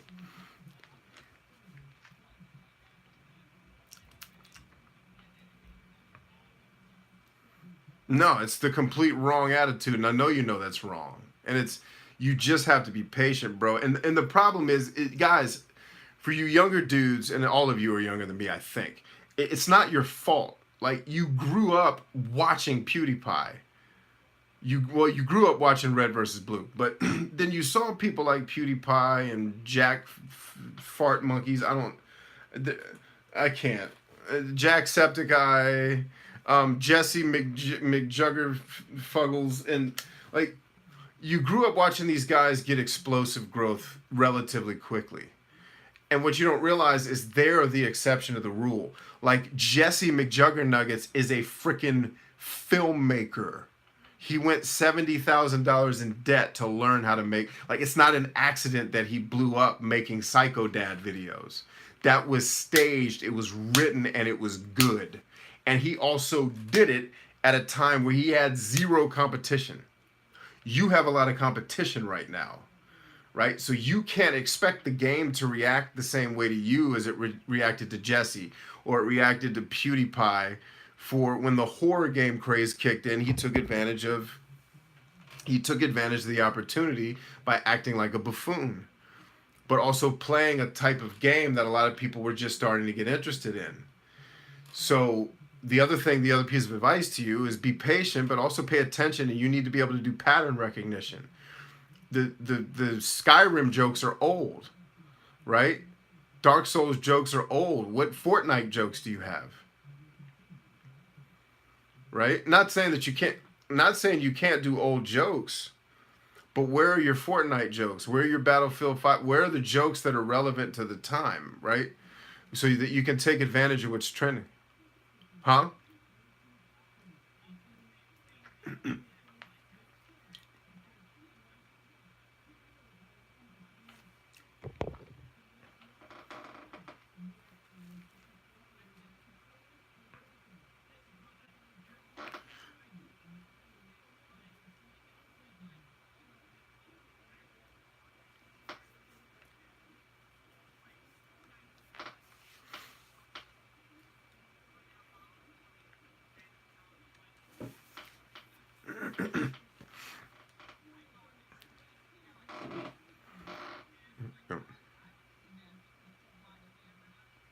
Yeah.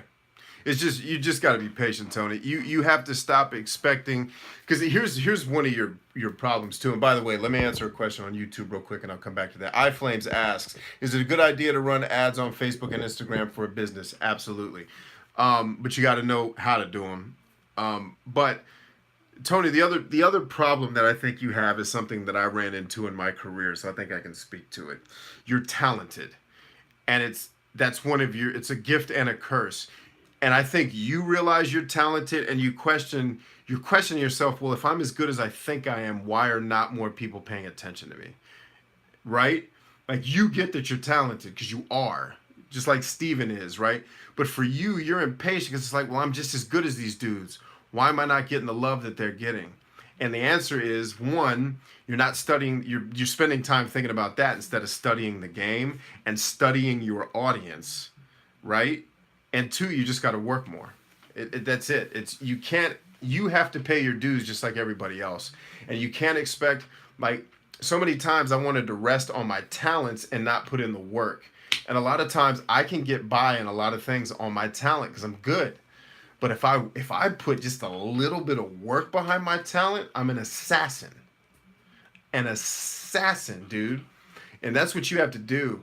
You need to keep creating, but you need to start doing some research. Look at what your audience is reacting to, but also look at what your desired audience is reacting to and meet them in their space. You've been through the academy. You went through the video where I showed you the people in the bubbles.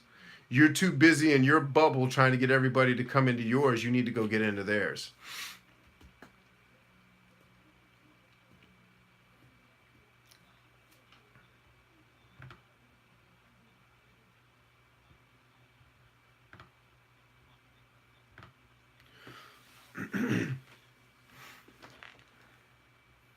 Yeah, 100%. In fact, I think, and so don't worry about niche so much, all this niche. And I'm part of the problem because I niched everybody to death because it was like, well, if you want 1 million subscribers, you're going to have to do that if you want them tomorrow. Don't worry so much about the niche. Make dope content, dude. YouTube is evolving. YouTube wants dope videos that people want to watch. I don't care if you make them about Fortnite, Battlefield 5, Guild Wars 8. It doesn't matter. Like, make dope content. It would be like a hip hop artist who never performed on an R&B artist. I can't perform on an R&B artist's album because of my niche. Like, dude, sit down. Like it's fine. Dude, I did a rap video on my channel, and it was funny. I got 2 comments. One said cute, and the other one said, who cares? Like, yeah, yeah. Who cares? Like, I'm a musician. What do you want from me? Sometimes I rap. Get over it. Sometimes I rap. And by the way, like, I'm coming out of kind of some of the dark areas of my life, losing my father, losing my uncle, my wife losing her uncle, and all these things going on in my life. You get into a bit of a funk and a little bit of depression even when you're working. And I'm coming out of a lot of that. Like I have a lot more joy and stuff now because I'm also doing outreach more and working with uh, veterans and stuff. And I noticed I've been listening to music more, which is something I completely stopped doing after I dropped my album and started getting really focused on my business because I was depressed after I put my album out because it sucked. And it was like, I've been starting to slowly listen to music again. I've started to itch like, oh, I need to produce music again. Like I started getting that taste. I might put that. I don't know if I'll put it on YouTube, but I'll put it somewhere. Let's see. YouTube says, um, just keep grinding and homework is what iFlame says. So yeah, it's grind, it's patience, but you also need to do your homework, bro. You got to research not just the audience you have, but you need to research the audience you want. And I mean, go to the channel that has all the followers you want and look at what the people are saying in the comments and pay attention to it. Pay attention to the people that are pissing on the guy and pay attention to the people who are loving the guy and find out what the guy is not providing to both of those parties. You go provide it. You won't have to worry about people following you because they'll find it. YouTube will send it to them because they've said they want to see it. Like I get people all the time in my feed. How did YouTube know that I like dude, it watches everything you do. Like Google is watching. Google knows when you go to the bathroom, for God's sake. Like, I'm serious. I feel like if I took my phone in the bathroom, I'd get a toilet paper ad. Like, bling. Oh, how did Google know that I was on the toilet? Because stupid, it has GPS. And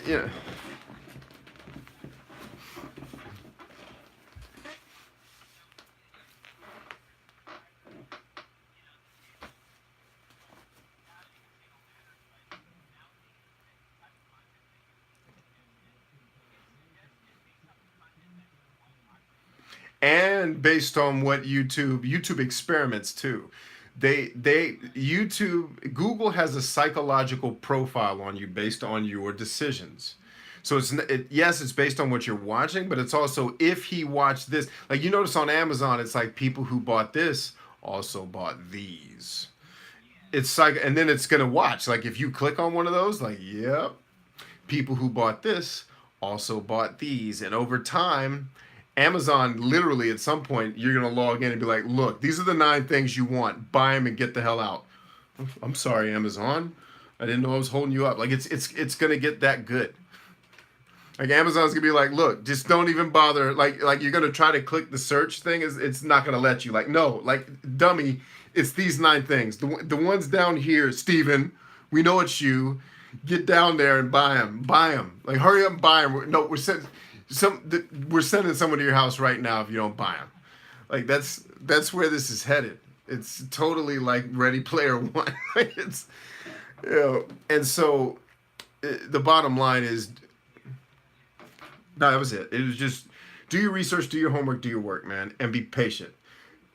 Tony, I want you to expect this to take 10 years before you get to where you want to go. Now, it may happen in 2, but plan to because if the thought of doing this for 10 years terrifies you, then you may not be doing the right thing. You got it, man. Go ahead, Stephen.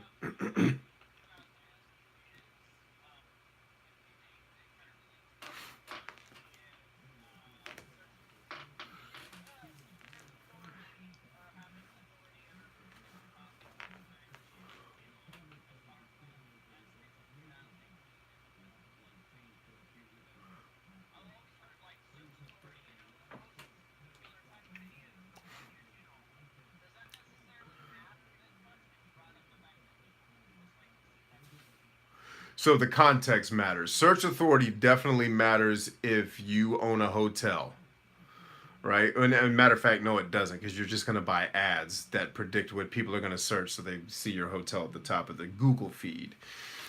If you're on YouTube, search authority, and so the question for everyone on YouTube was, does search authority Does me titling my video basically in a way that's going to make my video show up first or second in search still matter? The answer is yes. Does it matter as much as it used to? No. As soon as we went to mobile, everything became about YouTube trying to predict what you wanted to watch next, because the minute you have to go search, you're telling YouTube all the stuff you're showing me is something I don't want to watch. YouTube's going to take note of that, and they're going to try to keep you in the feed so that you never have to search, unless you're doing like a book report or something like that and you have to search, right? So yeah, like it depends on the context. Search authority will be huge for the content that we are getting ready to start making, like with the deep dive book reviews and the marketing stuff, because people aren't just going to mobily log on to YouTube and, oh, Brian just did a 4-part series on the art of war. Let's check it out. They're going to search art of war summaries, and I'm going to have that search term, right? So for me, search authority matters a whole lot, right? But the beautiful thing is, once that person establishes that the content that I'm creating is the thing that they want, there's someone who actually does search and does research, and I'm targeting people like me, people who value education over entertainment. Over time, Jordan Peterson and all the stuff that I do is just going to start showing up in their feed. Where it matters less is, like, if you're an entertainer, it doesn't matter quite as much, because YouTube is trying to predict what your viewers want to watch, and it's feeding them things based on what it thinks they will watch. So me ranking really high, let's say for the search term INFP, yeah, it matters. But the fact of the matter is, all the people that identify themselves and spend a lot of time watching INFP content, they're going to see my stuff, either in suggested videos that come up after another video, or it's just going to pop up in their feed. So the context matters, but the bottom line is, no, search authority I don't believe matters quite as much as it used to several years ago, but it still does matter.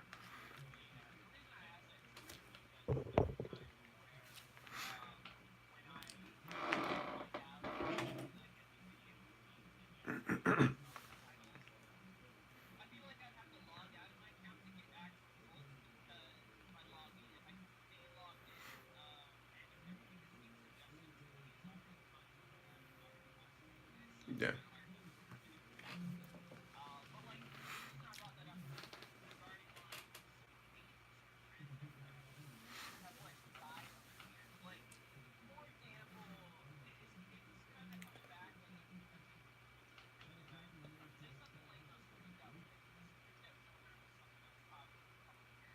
Freak out like PewDiePie, you mean?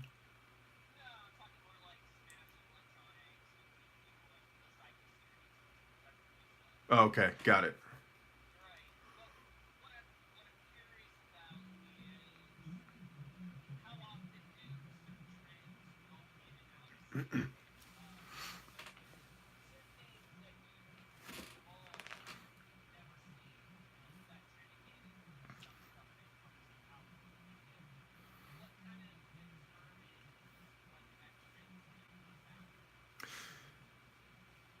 Ooh, what determines?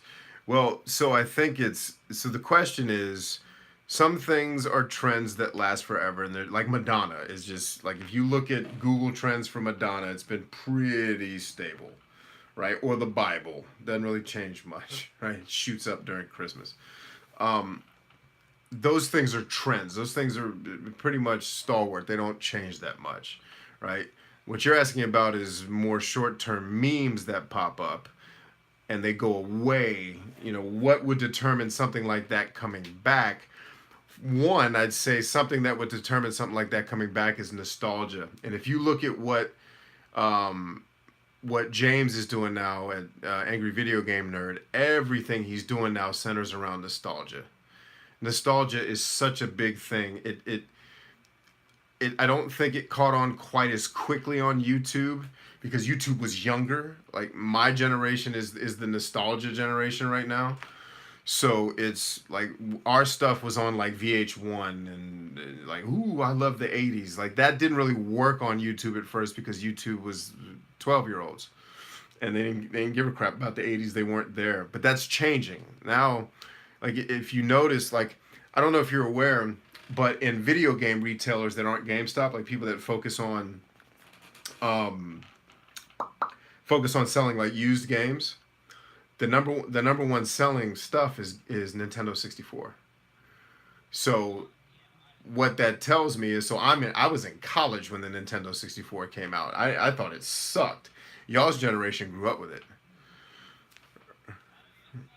right? I thought the Nintendo 64, like I literally thought the Antichrist was like it was the news was going to announce like Jesus raptured 70 million people are gone from Earth because Jesus came back because the Nintendo 64 was so bad. Jesus called the rapture early. It was like, oh, I got to get him out of there. It's the Antichrist. Um, but you guys grew up with it. So for you, the Nintendo 64 is nostalgic. For me, it just makes me angry. Like, right? So on YouTube, like nostalgia always works. So if you're wondering when is something going to come back, when the generation that started with it gets old and they want to harken back to something that makes them feel comfortable.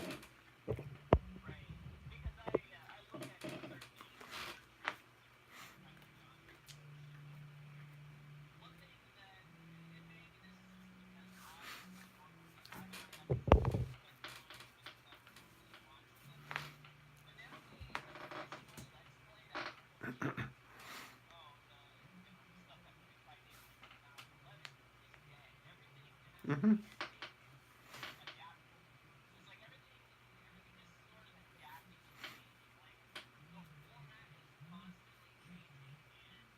But it's changing. But don't miss the nuance. My generation doesn't need all that editing nonsense that people with the screen gets big and your face like it just makes me want to punch kittens in the face. But I'll watch video game nerd and his friend Mike play Metroid and just talk over it because it's nostalgic. You know what I mean? Like it's got to be contextual. Everybody's there. So when you're talking about, so let's go. And matter of fact, I got another book for you guys to read. Everybody, if you have not read this book yet, and it's been on my required reading list forever, if you haven't read this yet, you need to, because really, what you're asking me, Stephen, is this. Here's the real trends of Earth. Humans pay attention to humans. Okay? We do that because we've learned to survive by paying attention to other humans, especially humans in motion. Why are we attracted to violence or violent activities or football or shooters? Why do people get up in arms every 10 years? Why do video games have to be so violent? Really simple. Human beings have evolved to replicate activities that have kept human beings alive for 27 billion years or 1,000 years, however long Earth's been here, and everyone argues about it, right? We like to participate in activities that for thousands of years kept us alive. One of those is fighting. So Call of Duty is very viscerally fun to us because we feel as if we are gaining knowledge that helps us survive. Even though it's not true, the brain is being tricked. These video game developers are not stupid.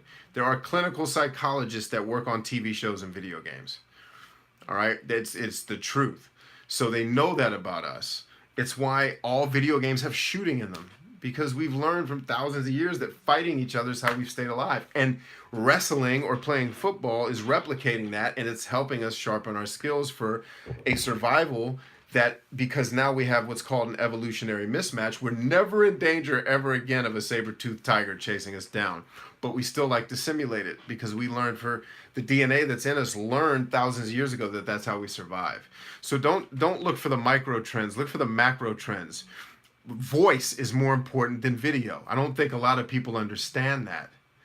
The voice is how we've passed information down forever. Video is just the new thing. Audio always has and always will matter more than video. Video matters, but believe me, if you just shot a video of me like this, no one's watching that.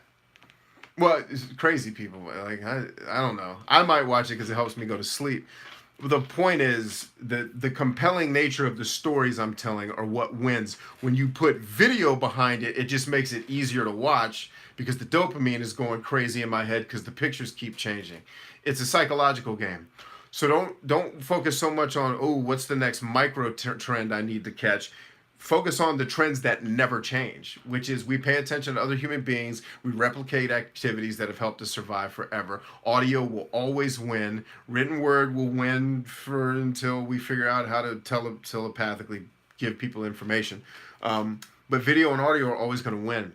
So put that in the context of the micro trends. Fortnite. Before Fortnite was kind of Minecraft, kind of as an aside. Like we like to build things, but really Minecraft is playing on our desire to collect things. Because we learned to survive for thousands of years by collecting diamonds and things that are valuable and stocking up food, right? And building a shelter. It's very visceral. But before that was Battlefield, Call of Duty. Before that, probably before y'all's time, it was no different. We used to play a game called Delta Force. It just keeps going in cycles. After Fortnite, it'll be the next shooting thing.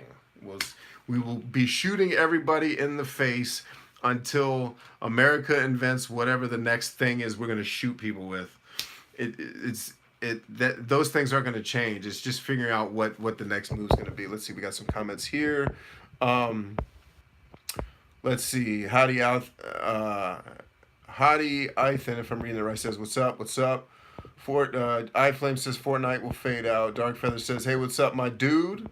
Long time. What's up, Dark Feathers? Is he reading the comments? I have a question." Oh, there's your answer. I just found out that I'm INFP and I got kicked out. You got kicked out from a sales job and you feel bad. What's the best careers for an INFP personality? So I'd say the best careers, you need to figure out what the best careers are for you. Don't worry so much about your personality. Start with watching my video on, because it's easier for you to watch that, and then we can talk about more specific questions. Go back and watch my video on INFPs are not scatterbrained. And if a lot of people started to catch on that my Myers-Briggs content was not actually about the types I was listing. The types would ask me a question, and then I would give advice that applies to everybody. But go watch that video. It certainly applies to INFPs, but it applies to everybody. It's about you need to experiment with what things you're actually good at and what things you like. And somewhere in the middle where those two things meet are things that people will pay you for. For me to give you a generic answer about what the best career is for an INFP would be doing you a disservice because every person is different. Cool. Steven, that was a good enough answer, brother. You good?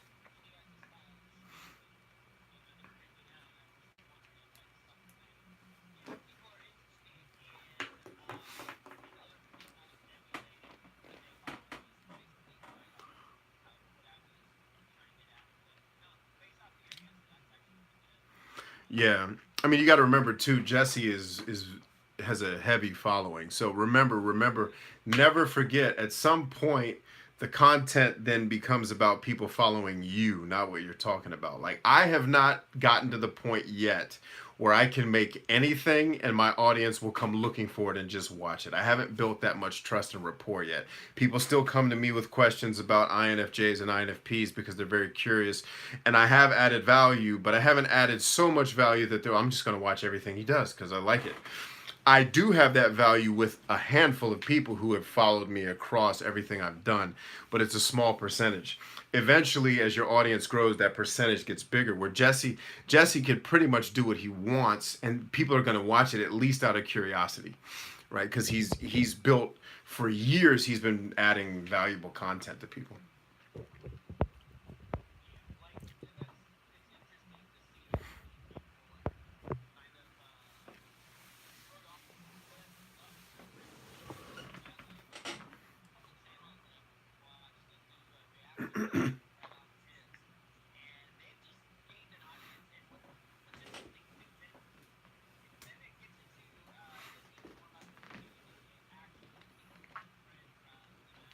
100%.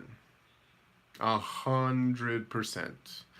And that's what happens is you get, I can tell you right now, Mark Bussler, as much as I love him, he's produced his new series on Amazon. I like about half of the videos, but I watch all of them because I like Mark.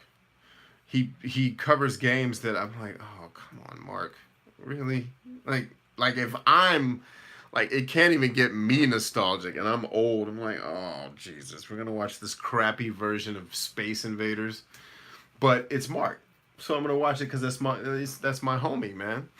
Um, and eventually people stick around for you, and that's what I was trying to get across to Tony was if he'd be patient for 30 seconds.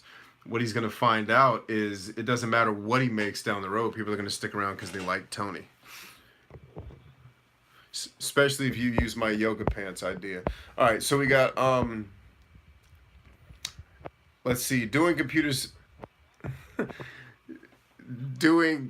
computer asks, bro, I'm an INFP. I only enjoy making videos in YouTube. Oh, come on, YouTube. Only enjoy making videos in YouTube and gaming. I find everything meaningless. Is that a question? Hadi says, thanks, bro. You're most welcome. It's my pleasure. Dark Feather says, I honestly find YouTube gaming to be difficult to grow these days. If you're not growing, it's because you're not paying attention to your audience and you're not paying attention to the audience that you want. You're probably making it primarily for yourself instead of looking at what other people want to see. Because there's a lot of people who are growing very fast because they're paying attention to those things and they're researching it. Let's see. Dark Feathers. Okay, he's talking Dark Feathers. Only 5 to 10 channels now, and gaming has just started. Okay. Dark Feathers says, I'm actually... Okay, they're talking to each other. Rosa Kerr says, hello, Bryant. Hello, Rosa. All right, dudes, it's late. Last minute questions. Let's go. What do you got?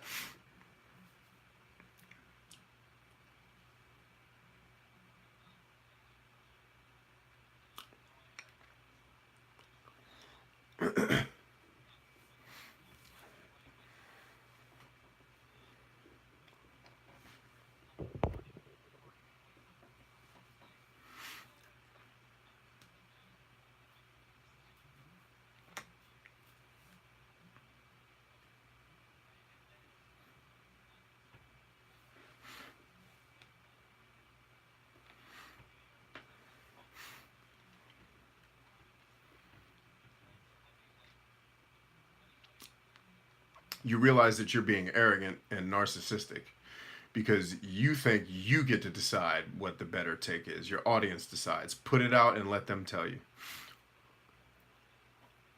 Yeah. Yeah. I really should be nicer to you guys when I have other people watching. No, what I'm saying is I have other people who haven't paid to be here watching me coach you guys, and they're probably like, this dude is an asshole. he just called this guy a narcissist. Who would ever want him to coach him? And they don't realize that I'm talking to guys I've been friends with for God knows how long. But it's the truth. It is a narcissistic, and by the way, I share it, okay? So let me not be judgmental. I know it's narcissistic and arrogant because I have done it. I have been narcissistic and arrogant. And I'll give you a perfect example. The best effing review I have ever written and performed on a video game is The Last of Us. And it still has like 700 views compared to my most popular video ever, which I think is up to like 3 million now. Okay? So, like, think about that. No. It's one of the monetization things I did with Tim Schmoyer. So it's like, and not to say that the monetization video is bad, even though the lighting's horrible. Anyway, that video was art. It was like, this game makes a statement about humanity and the social constructs, and everyone was like, yeah, dude, we already played it. Nobody cares that you think it's awesome for whatever your stupid reasons are. Just play Minecraft and scream loudly. Like that was the response of my audience. So I arrogantly was like, well, my audience just doesn't get me. Like they don't understand my artistic perspective. And it's like, no, your audience is literally playing The Last of Us because it's the most outstanding game that came out the whole generation, and no one cares what you have to say about it because they already know it's dope. I was being arrogant, right? Thinking that, oh, they're gonna love this. This one's gonna get 1 million views. Nope. Same thing with The Witcher 3. My Witcher 3 review was dope. I think it had like 13,000 views. Like, what?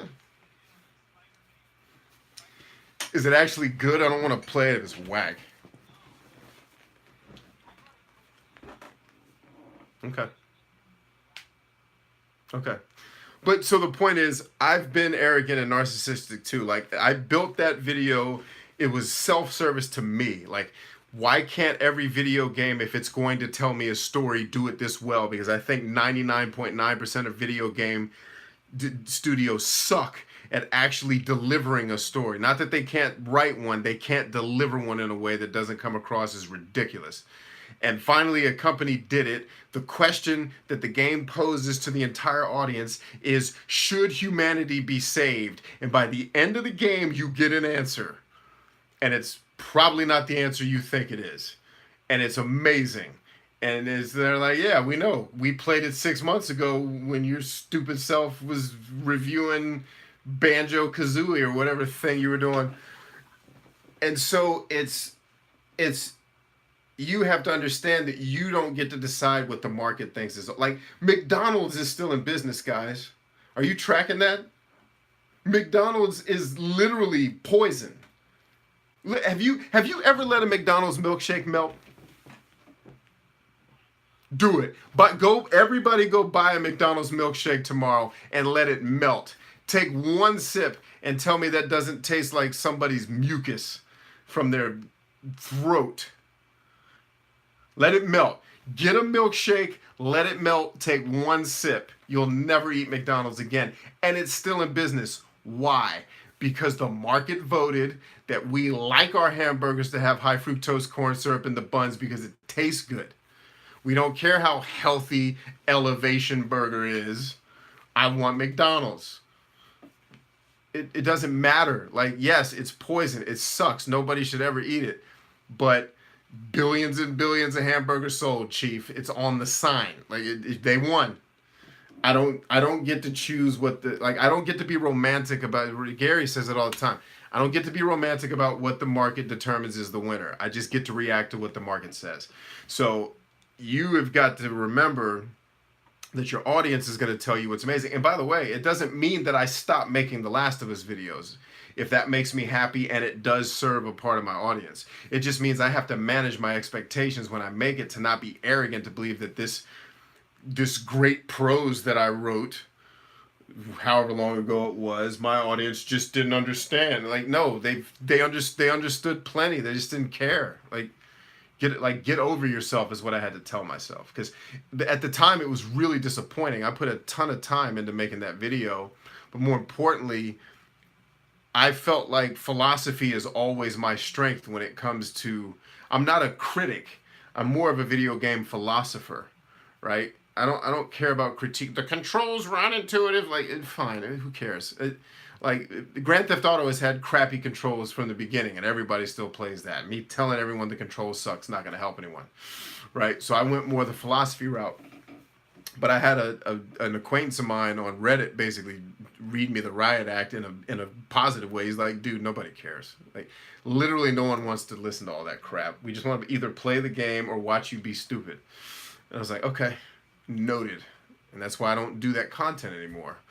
And why I'm kind of waiting in the wings. I will go back to making video game content when y'all's generation becomes the old people, and the people that grew up with YouTube, you will eventually want to pontificate just like I do. And so I'll just wait you out. But I'm respecting the market by not trying to give it something it doesn't want.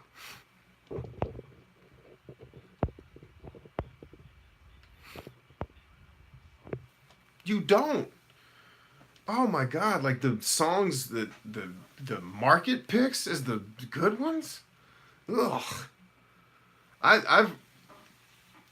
I've had beef with and I've been a musician, so like I've been in it, and it's like the songs the market picked.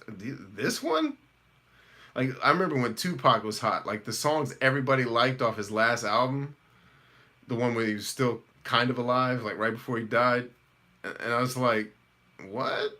That's the jam? Like ugh. But the market doesn't agree with me, and I had to accept it. Okay.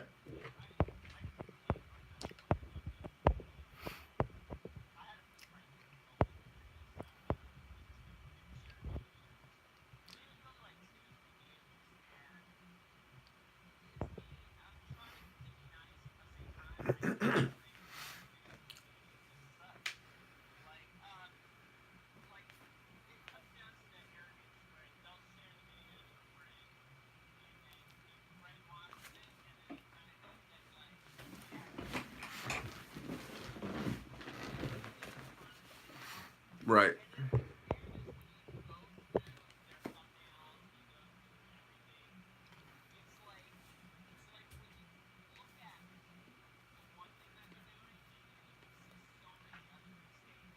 Yeah.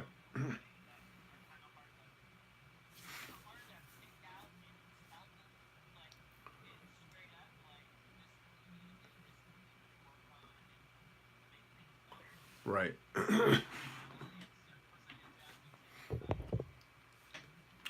Roger that. So doing computer, I'm gonna take this as the last question. If you guys have any burning desire questions, get them ready. But I'm gonna take this as the last question from YouTube and shut down over there. Doing computer says, "What do you think the future? What do you think of the future of YouTube? Will it die within the next 10 years?" No, it will not die. Um, I don't honestly. The answer is I don't know what the future of YouTube's going to be. I could guess, but it would just be a guess. Um, I do believe they need to compete with what's called OTTs or over the top networks. That's stuff like Netflix and um, Hulu and all these things that basically TV stations that run over the top of the internet. I think YouTube's trying to compete in that space, but they're a little bit behind because Amazon has secured licensed content. Like Amazon now has the NFL, which I actually watched the game on Amazon last night. It was awesome because I was in my bed. I didn't have to. I just watched it in my bed, went to sleep. That's my preferred method of watching anything like that. Um, Netflix has original content. Hulu. I'm not sure about Hulu because I don't ever watch that. I think YouTube is trying to play catch up because everything's been so user driven. But I think you're going to see more and more because you're already, and this is something that's already happening. I'm not predicting it. More and more licensed content, like exclusive YouTube content, is going to happen. The challenge YouTube is running into is they started free and now they're having challenges getting people to buy into it. So YouTube is going to have to court some type of show that everybody wants to watch and is willing to pay money for with the promise that new stuff is going to come. I then assume that user created content will curate around things that are more you paid for a YouTube whatever subscription, you get to watch these movies that are exclusive to YouTube. YouTube created content, some movie with Eddie Murphy in it, and then user generated content kind of populates as it's related to those things, as here's more things you can watch while you're on the platform, and it'll just kind of like search, it'll raise the best content in that category to the top. So I think it could potentially become more challenging for user generated content to get traction. That could happen in the next 10 years. I really have no idea if it will. That's just kind of where I could see it going because the competition really doesn't give a crap about user generated content unless, like Amazon, you produce professional user generated content. And it needs to be like a TV show. So they're like, oh, we don't care about your vlog, homie. Like you need to produce like legit content. So I'm not sure how that will play out. I think the people on YouTube that are going to win are going to be people that become more honest. Stop trying to like. I actually have some stuff I'm going to be filming. Like I have a video coming out tomorrow that's me in my bathroom in my bathrobe after taking a shower. The only reason I didn't post it today is because it doesn't make sense to post. I took a shower, good morning, at 7 o'clock at night because I didn't get to post it this morning, so I'm going to do it tomorrow. Like honest content about, I'm telling people why I take cold showers, for example. That stuff's going to win because it's honest and genuine. It's not me pretending that I own it for, like, I love Bill Burr. He talked about he's so tired of seeing these celebrities on Instagram standing in front of their private plane with like 6 Lamborghinis, and he's like, "How did you get the Lamborghinis there? Like, did you drive one and then take an Uber back to your garage to get the like 5 times to get the other 5?" He's like, "Did you get your gardener to drive the other cars? Like, what? Why do you have 6 of your cars in front of a private jet?" Right? I think that stuff's gonna lose. I think it's been winning because people are attracted to that BS lifestyle because they wish, oh, I wish I could have a Lamborghini, not realizing that the dude with the Lamborghini either doesn't really own it. Like Gary Vaynerchuk says, he knows people who literally hopped a fence at an airport to stand in front of a private jet, which to me is lunacy. But that stuff will lose because the internet's going to expose it. But I have some content I'm going to be filming like in my house. I don't live in a mansion. Like my family does pretty well, right? Like nobody's starving here. We make a little bit of change, you know? And but I don't live like in a mansion. I'm gonna show you some of my real house. Like, dude, this like, and I remember years ago on MTV, Redman did that, and I thought Redman was like a millionaire because he's a rapper on TV, and he lived in like a 1 bedroom townhouse. Like, welcome y'all. Here's the fridge. Got like an egg and a Bud Light. Like it was the opposite of Cribs, but it was dope. Like everybody remembered it, and that's the type of stuff that's gonna win. So that's what I got, guys. Last question. Anything?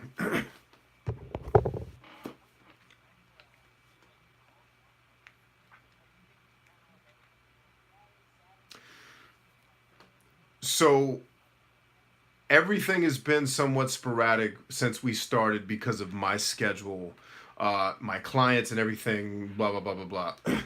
I am working on something right now that's going to change that in 2019, where the team and I are going to get together and map out a date and a day and a time that's the same every month so that you guys can plan around it. So all I'll say is I appreciate your patience because I know it's been a pain with me basically having to deal with a very demanding client that I've been working very hard to fire. And we are about there. And so once that is finalized, I'll have a great deal of my time back. And I won't have to be jumping all over the place, and like I can literally just go to a coffee shop and film it if my kids are being loud. I don't have to wait for them to go to bed on a Friday night. I will tell you I want it to be during the week because I don't want to take your weekends away from you, right? I want you guys to have your weekends and not have to spend them with me. I know I'm beautiful, but it, I want you guys to have your life. I want you, like I'm talking about taking command of your life. I want to actually enable you to do it. I don't know what the day will be. I can tell you that once we get to where we need to be, the timing will be around 1 p.m. Eastern Standard Time. All right. So if you're at work, it's something that you can tune into with headphones. If you're at home, it's something you can do. Also, I will put it out to the group. I won't just make a decision without talking to you guys to see what works for you. But I do plan, like if evening, and I'd say 1 p.m. because I'm trying to respect like people like where Tony lives right now. It's like 6 in the morning. He's been up since 4 getting ready for this call. So I want to pick times where everyone's at least awake. So it'll be mostly, it will probably be during the day, and it will be during a weekday. And that's going to probably start at the earliest. It'll be late 2018, like December, I'm guessing, or early 2019. We'll announce the schedule, and then it won't change. It'll be like it's the third Thursday at 4 p.m. and then we just go. And so you can put it on your calendar. You'll know when it's coming. I'll program the reminders that go out. I will add you all to a mailing list. I used to have you guys on one when I first started the program, and then people started quitting, and it was like I'm sending emails to people who've been deported. Like it was just like, all right, I got to start over. I'm joking. Nobody got deported. just joking. I forgot I'm on the internet. I need to be careful, right? But the bottom line is, well, it's a great question. Thank you for your patience. We're going to figure it out and let you guys know. All right, listen, guys. Oh, I'm sorry. Go ahead. No, go ahead.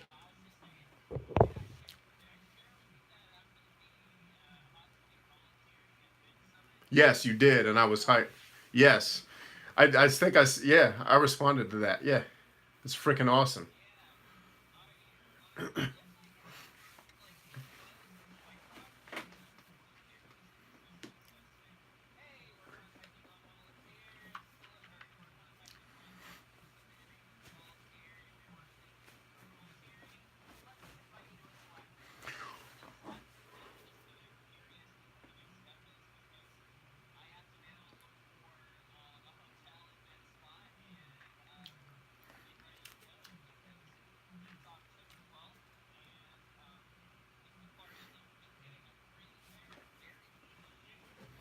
Oh, that's dope, man. Good for you. So next year, Steven, the other thing I want you, this is more business side of the house that the rest of the crew probably doesn't care about. Hey, YouTube, I love you guys dearly. Remember always, if you're still watching this at this point, that we are stronger than I. And I hope you enjoyed this live coaching call with my clients. Hope you enjoyed the fun and the banter and me pretending to be a jerk, even though I'm not really one. If you are interested in having me coach you one-on-one, get in touch. We'll talk about it. I'll explain to you how it works, how often we coach, what you get in addition to these one-on-one group coaching sessions, how much it costs, etc., etc., etc., etc., etc. If you're interested in that, shoot me. You can leave me a comment on this video. You can send me an email at contact@bryantchambers.com. You can send me a text at 911. Just kidding. Don't type. Stop it. Don't put it in your phone. I probably should delete that because I don't even know if that's legal. I'm joking. Don't dial 911. But the point is, right? Like, oops. But yeah, no, it's what's it called? Get in touch with me and I will hook you up. This program is open. I have told this group that probably when this group gets to about 300 people is when I'm going to close it down, because I need to be able to effectively coach. I need to be able to effectively coach groups of people, and if we get past 300, it's going to get silly. So if you're interested in it, do not drag your feet. I am dedicated to helping people. I mean, you guys see how much content I give out for free. If you don't know how much content I give out for free, go to my website, bryantchambers.com/coaching. There's a link in the description. Actually, there's not, because this is a live stream on my phone. bryantchambers.com/coaching. All of my coaching programs completely for free. Right there, you can check them out. There's other people that charge thousands of dollars for those same programs, and I know because I've been in their programs, and in some cases I teach more than they do. And I'm not going to name names because it's not what it's about. But get in touch with me. We'll make that happen. Either way, I love you guys, man. Be strong.